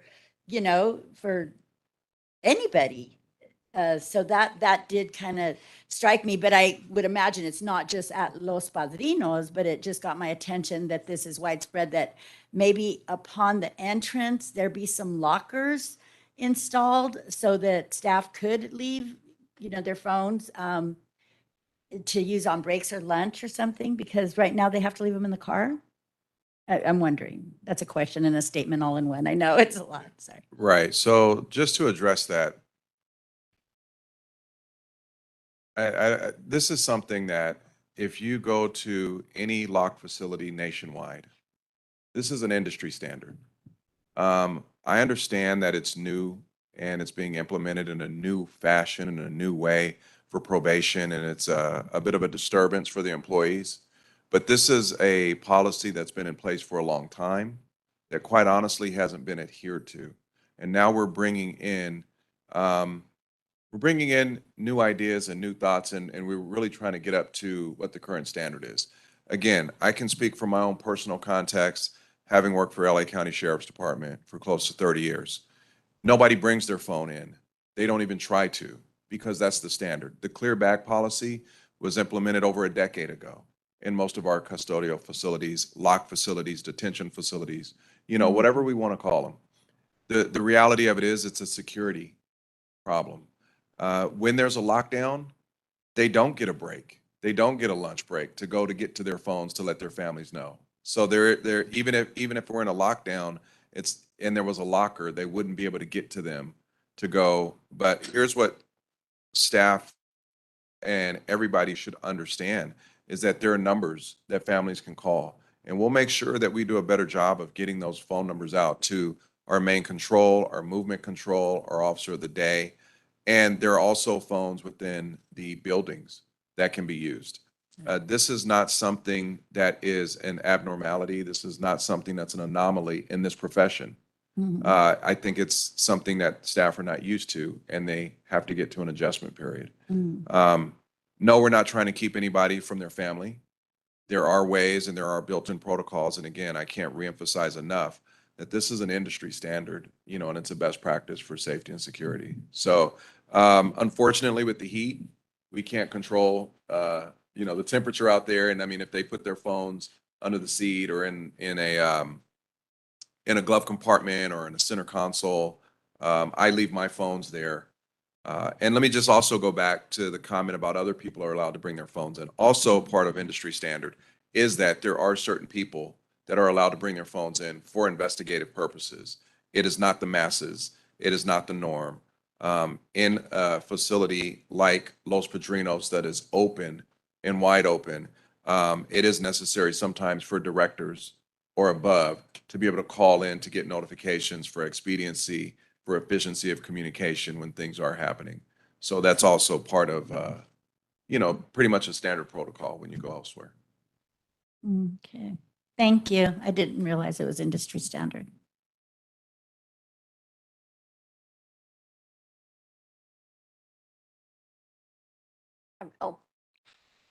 Commissioner Garcia-Liz. So Mr. Bates's report was specifically about the move, meaning like those 48 hours. It does not look into the larger question of has moving the youth to Los Padrinos been a good thing? And so I think if you look at that very narrow, how did the move go? That overall went well, it seemed like. I saw some issues with youth getting their personal belongings. We've worked on that. I think it's been handled. But, we still have to look at the bigger issue, which is not part of that report, which I'm not hearing, well, I heard public comment about, but every one of us commissioners who I've talked to have been there in person, have been quietly flipping out over how awful it is. Now, I haven't been there in a week and a half, so I'm glad that visitation this last weekend went well because it didn't happen the weekend before, and the weekend before that, it did not go so well. But, I think this puts it in perspective. We were talking about riots and what's the right word, or major disturbance. So the word I hear the most walking around is getting packed out. And the getting packed out is when you get jumped by all the other youth in your unit. And that, correct me here if I'm wrong, this has happened dozens of times in the last month. Like dozens of people have been packed out. And your comments earlier about how traumatic it was for the staff who were assaulted by these students. I'm sure it was, and I believe it was. And I believe it's equally traumatic for these dozens of kids who've had this happen to them. So it seems to me the violence is much worse in Los Padrinos than it was immediately prior in either Central or Sylmar. I think staffing, yes, it continues to be an issue. We were told that the minimum per unit would be 5, that we would have 7 staff per unit. When I visit, I commonly see 3. I've seen 2. And I have seen amazing reserves and people being reassigned and asking to stay over, but they don't know the kids and they're going to be in there for one day and they're going to leave. And so we're really relying, and when I see 3, it is usually 2 new DSOs who've just gotten there and 1 experienced person in the control room not talking to the kids. So there's no way to prevent people from getting packed out when nobody who knows how to stop these things is there in the room. So I think it's less Title 15 compliant than the unsuitable facilities we've left behind. We have some time to improve these, but I just want to make sure the big picture is still, I see in 6 to 9 months the BSEC shutting down Los Padrinos unless there is something radically different done. And I don't see any plans to do anything radically different. I just see lots of plans to keep working harder until we get things a little bit better, and that's not going to be sufficient. Thank you. Commissioner Garcia-Leyes, any other comments? I just had a question. Another staff concern was walkie-talkies and them being broken. Where are we with just replacing them or getting enough walkie-talkies? Or I guess they're called radios. Yes, radios, walkie. I understood. We are bringing a whole new batch of different radios. The ones we currently have reach outside the walls. And so we're bringing a new batch not only for all of our staff, for our county partners that are on the facility, for everybody to be equipped with a radio that's internal and easy to communicate. So we got the approval, just waiting on the delivery. I know that public comment kind of covered everything. Do we need to do public comment again or? Okay. I'm going to pass it back to Chair Jackson. For helping me facilitate. I needed to step away. And this is actually the agenda item I was most looking forward to talking about because I was at a LP last night. And to say that I was disturbed by what I saw is an understatement. I'm really pissed off by what I experienced last night. And it drove me into a bit of a rage as I was driving home. And I realized that, I can talk about this on another platform. I definitely plan on doing something about this, but I can agree with Commissioner Garcia-Leyes. The facility is going to get shut down if you guys don't do something. And there's no sign that you guys have any plans in place to do something about what was going on last night. You were not there, Mr. Strong. I did meet with Mr. Benuelos briefly, but you should just know that I ended up leaving because I didn't have the ability to debrief what I had experienced last night. I will move on to the next couple of agenda items, which we're going to end up tabling for our next meeting, but for the sake of managing time, I will work through agenda item number 5, which was the report back from the department, from the OIG on the DOJ settlement. As you can see, Eric Bates did leave, and so if I could, we should motion to table. Can we do them together? Okay. And agenda item number 6 was to discuss and take any necessary action on OIG and the investigation on the El Monte murder. Oh, sorry, let me make sure that I'm actually explaining that properly.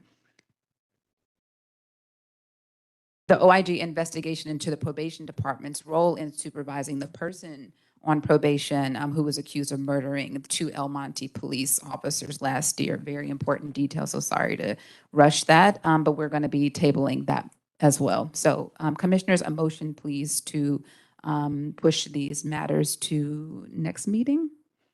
I'll make a motion to table items 5 and 6 on the agenda and agendize them for the next meeting. Second.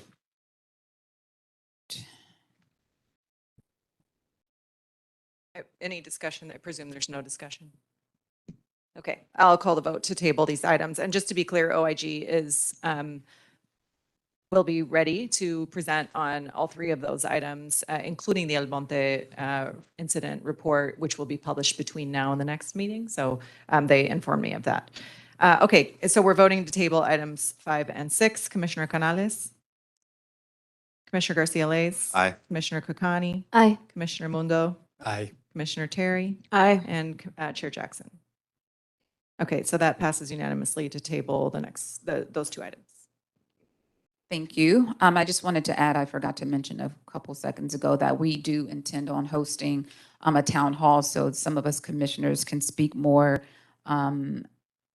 maybe just speak to their experiences in some of the facilities in a way that is just much more focused on storytelling and really kind of bringing some of these issues down to ground level so we can understand that we're not just reporting back, we're really witnessing a kind of devastation that's not only impacting us, but just giving me a completely different understanding of what kind of issue is in front of us. And so I'm looking forward to talking about some of the things that I experienced last night. I'm also planning to revisit the facilities much more frequently to see how the issue is either getting worse or better. though I doubt the latter. Agenda item number 7, we are going to hear a report back from our staff on the commission's progress on our strategic plan and operational goals, and also this great POC, this model of change that our staff created, as well as our focus areas for the fiscal year, for the current fiscal year, which Wendy is going to take the lead on. I'm so proud of what I'm about to present, and also of the staff and of the commissioners, and very not proud of my ability to predict how long things are going to take on the agenda. That is clearly not a skill I have learned over 2.5 years. There are 2 items that are attached to the agenda, which are things that the staff have worked on. But I first want to say that in 2022, the commission themselves came up with an ambitious list of goals and then created a strategic operations plan.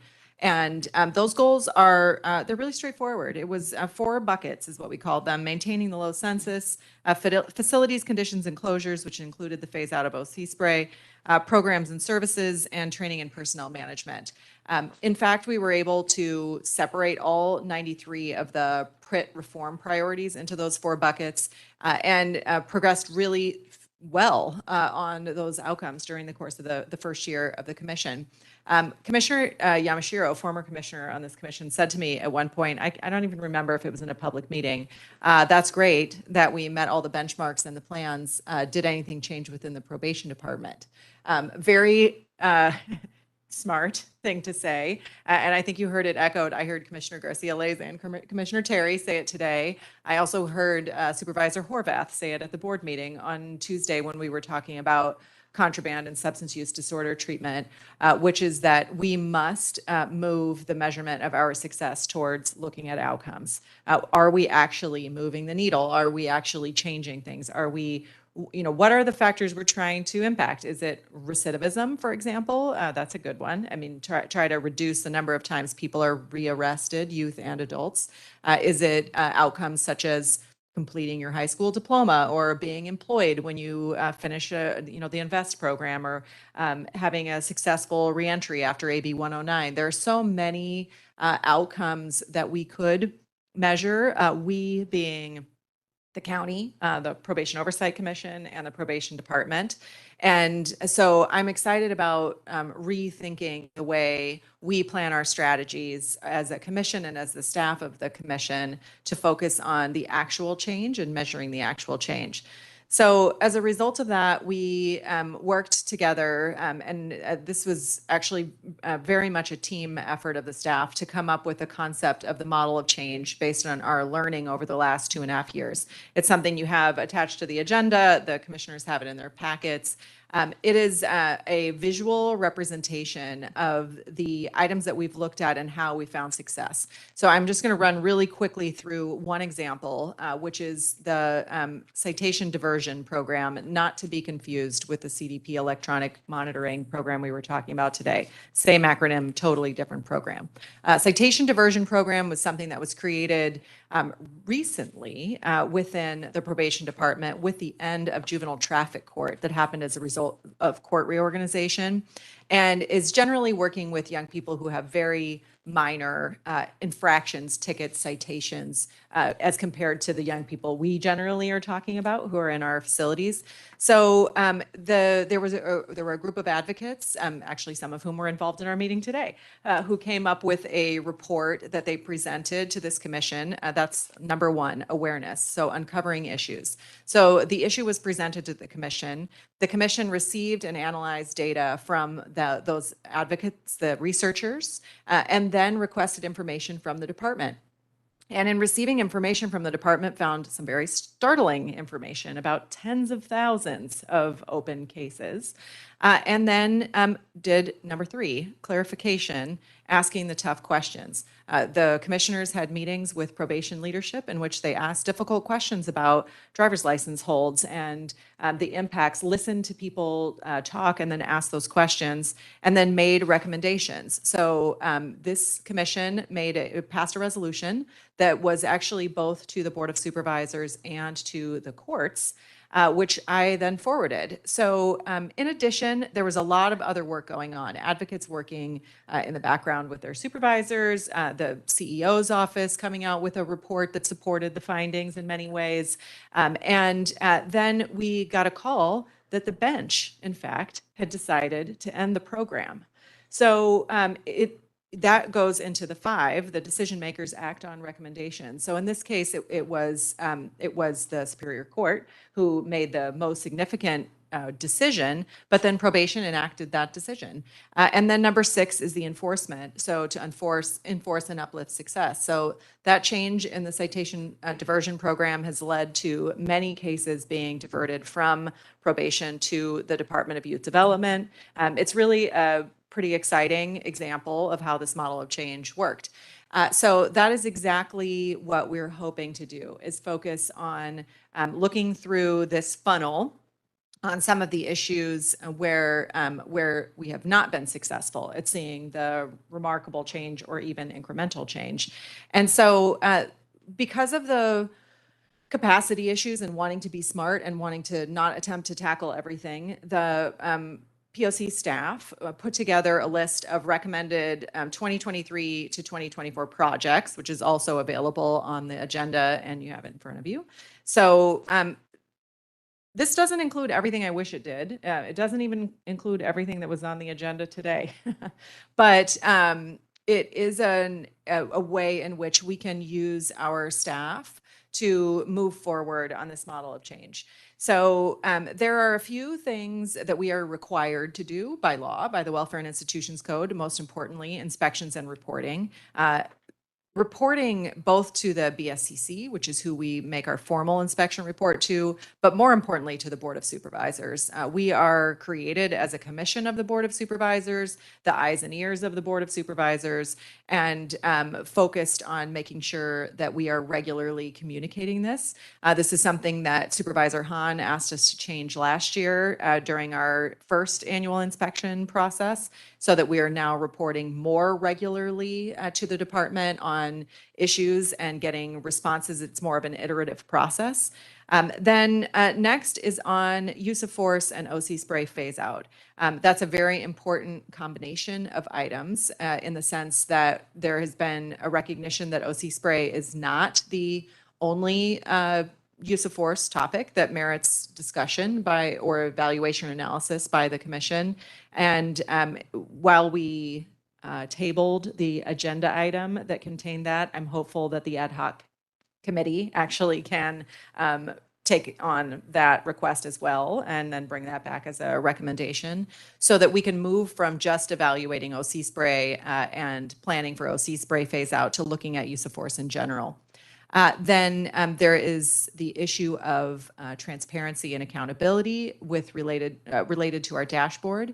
As I mentioned, we have had some extraordinary movements forward, even in the last 24 hours, where the department has provided data for us that now Donisha Smith, our project director, is having to prioritize what data to analyze first. That's really an exciting place for us to be because we have a lot of places where we can look into information.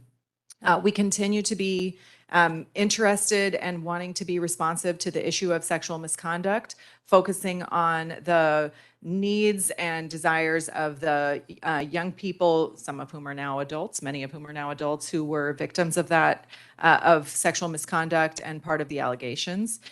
We are continuing to focus on intake data, which I know we say that a lot. And just to clarify, the reason for that is just having a complete picture of who the young people are who are incarcerated in our county, what their charges are, what zip codes they come from. And we're very excited to be able to present to you some reports on that data extremely soon, maybe even initially as soon as the next meeting, which is great.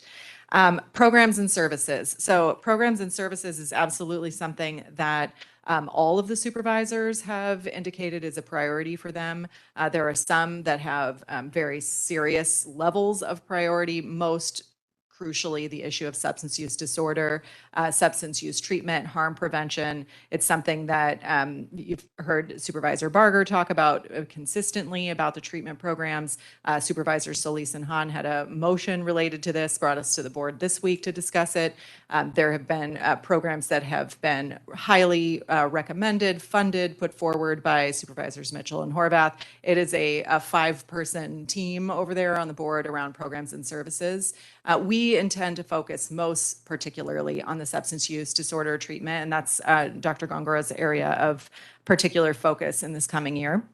Then related to maintaining the low census, decarceration. So this relates to structured release and girls decarceration, which again involves board motions by 4 offices, 1, 2, 3, and 4, not in that order, but where we're looking at other opportunities other than incarceration for young people and how those decisions are made and what role probation holds in that.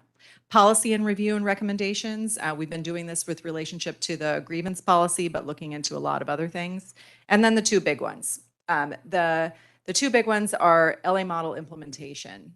This is it's a gigantic issue because the LA model was intended to be a culture change for the entire department and something that in terms of looking at outcomes, we really want to study. What were the intentions? What has been implemented? What hasn't been implemented? What are the challenges?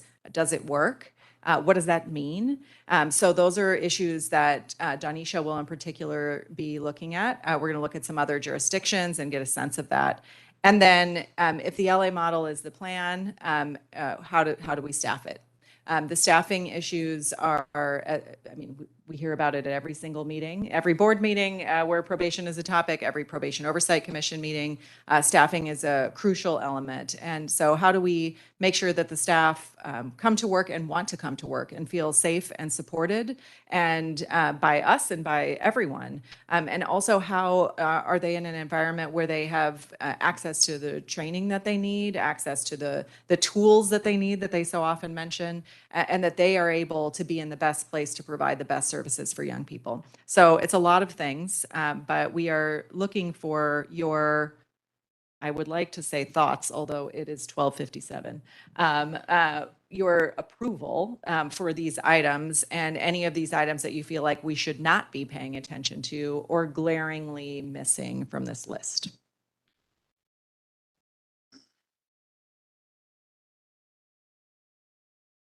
So Wendy's presentation is going to be followed by a motion by the commission to approve the attachments on the agenda. So I will put forth the first motion to accept the documents. That is the, I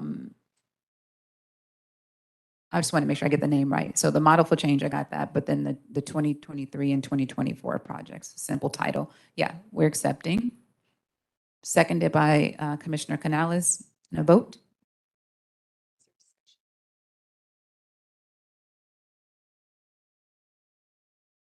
Did you just say you love it? Can you say that into the microphone? I love it. No. No, I really do. I'm not joking. Thank No you. discussion beyond that. Sorry, one thing I remember that we had talked at a previous POC meeting was, I think, something related to Youth Justice Reimagined. Yes. And I don't know if that fit into one of these buckets or if we're kind of tabling that, Yes. but just. No, not tabling. Definitely not tabling. And I think it fits into 2 of the buckets most particularly. And I'm actually going to ask Sarah and Donisha if they feel differently. Where it fits the most is decarceration. So reducing the number of youth incarcerated by finding alternatives to incarceration is the underlying premise of Youth Justice Reimagined. So I think that that's where it fits the best. And then secondly, around the programs and services.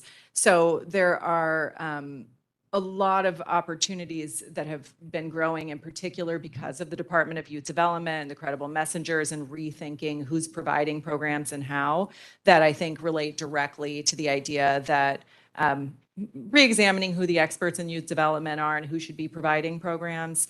So that's related to the LA model as well, of course, is in terms of a partnership model between county agencies, DMH, LACO, and also the programs who are community-based that are providing programs in the community, and the Department of Youth Development, of course. So yes, absolutely united. Did I miss anything? All right, shall I call for the vote? Okay. Commissioner Canales. Commissioner Garcia Lace. Aye. Commissioner Kakani. Aye. Commissioner Mundo. Aye. Commissioner Terry. Aye. And Commissioner Jackson. Thank you. That passes unanimously. Right, moving on to agenda item number 8, which are matters not posted on the agenda. This is an opportunity. And we must.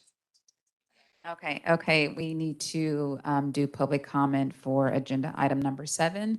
Anyone in the room like to speak to this? Please do. I'm sorry that I didn't do that before the vote. I got excited about it being almost 1 o'clock. Go ahead, Eduardo. I like the idea of getting to know these children, getting to know where they come from, what makes them tick. But also let's get to know their mental health. Let's get to know what's making them get in trouble. And that way there's, I guess, in that sense, there's a file on the problems that this child has that needs to be addressed. Thank you.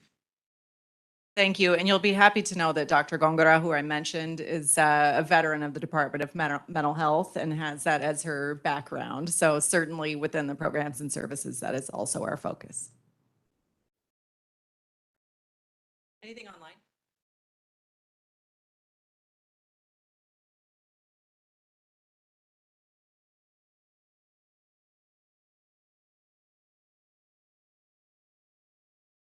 Stephen, can we just take these as general?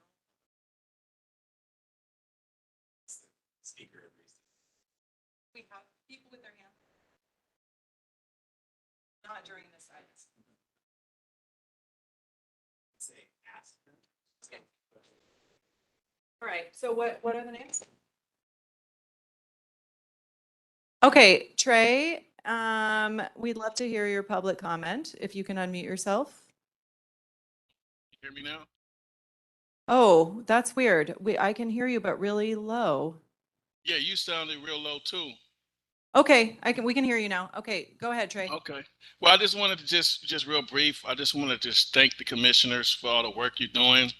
I know sometimes you don't get acknowledged, so I just wanted to take this time out to say thank you from a person that's been in them rooms. You guys are doing great work, and to continue doing the great work is really being effective and touching the community and those children. They notice that you guys are advocating for them, so I'm going to just commend you guys on that. That's all. Thank you, Mr. Chamberlain. Next commenter.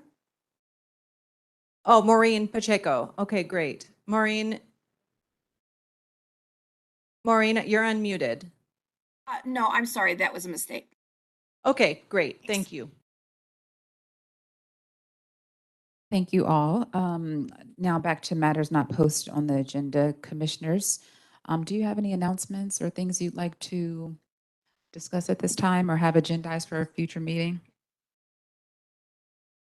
The thing we emailed about. Okay, cool. All right, moving on to agenda item number 9. It's an invitation for members of the public to address the commission on items not posted on the agenda. Wendy, please. Okay, anybody in the audience want to make public comment? Thomas is walking up, and if you'd like to make public comment virtually, please raise your hand using the raise your hand function or dial *3 on your phone.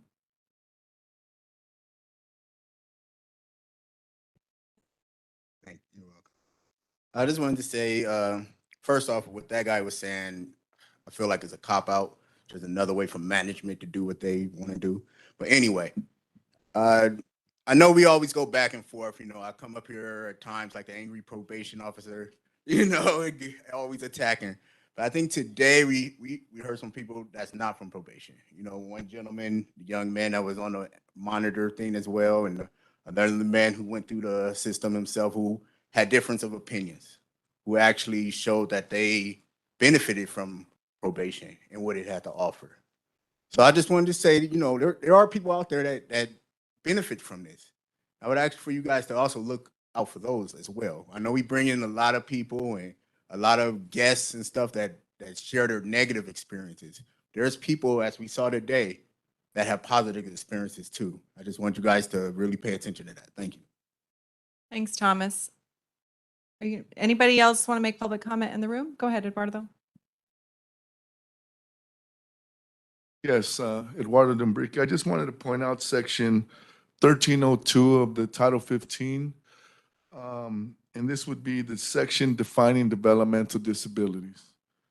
And it's as developmental disability applies to those persons who have a disability which originates before an individual attains age 18, continues or can be expected to continue indefinitely, and constitutes a substantial disability for that individual.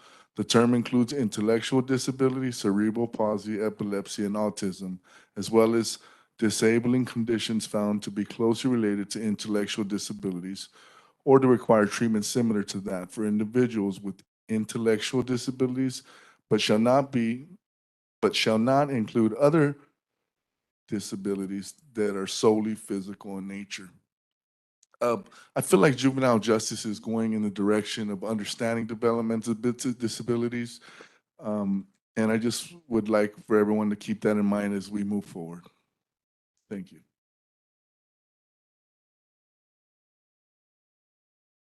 Thank you for that. Any comment online? No one in the queue? All right, I'm going to bring the meeting to a close. Thank you all for joining us today and sharing. And sharing your comments. As a quick reminder, be sure to follow us on our social media platforms and subscribe to our YouTube channel at LA County POC to receive reminders about our upcoming meetings and other POC happenings. Please visit our website at poc.lacounty.gov to subscribe to our email listing. I need to close out with a motion to adjourn today's meeting. I'll make that motion to adjourn. Vice Chair Kakani, first motion. Second. Seconded by Commissioner Garcia-Lays. Commissioners, please unmute yourselves to vote with a voice.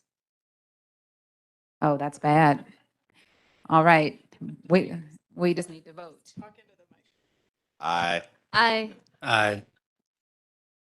COVID Chronicles. All right, we can close out today's meeting. It is 1:07 and it was good to see everyone.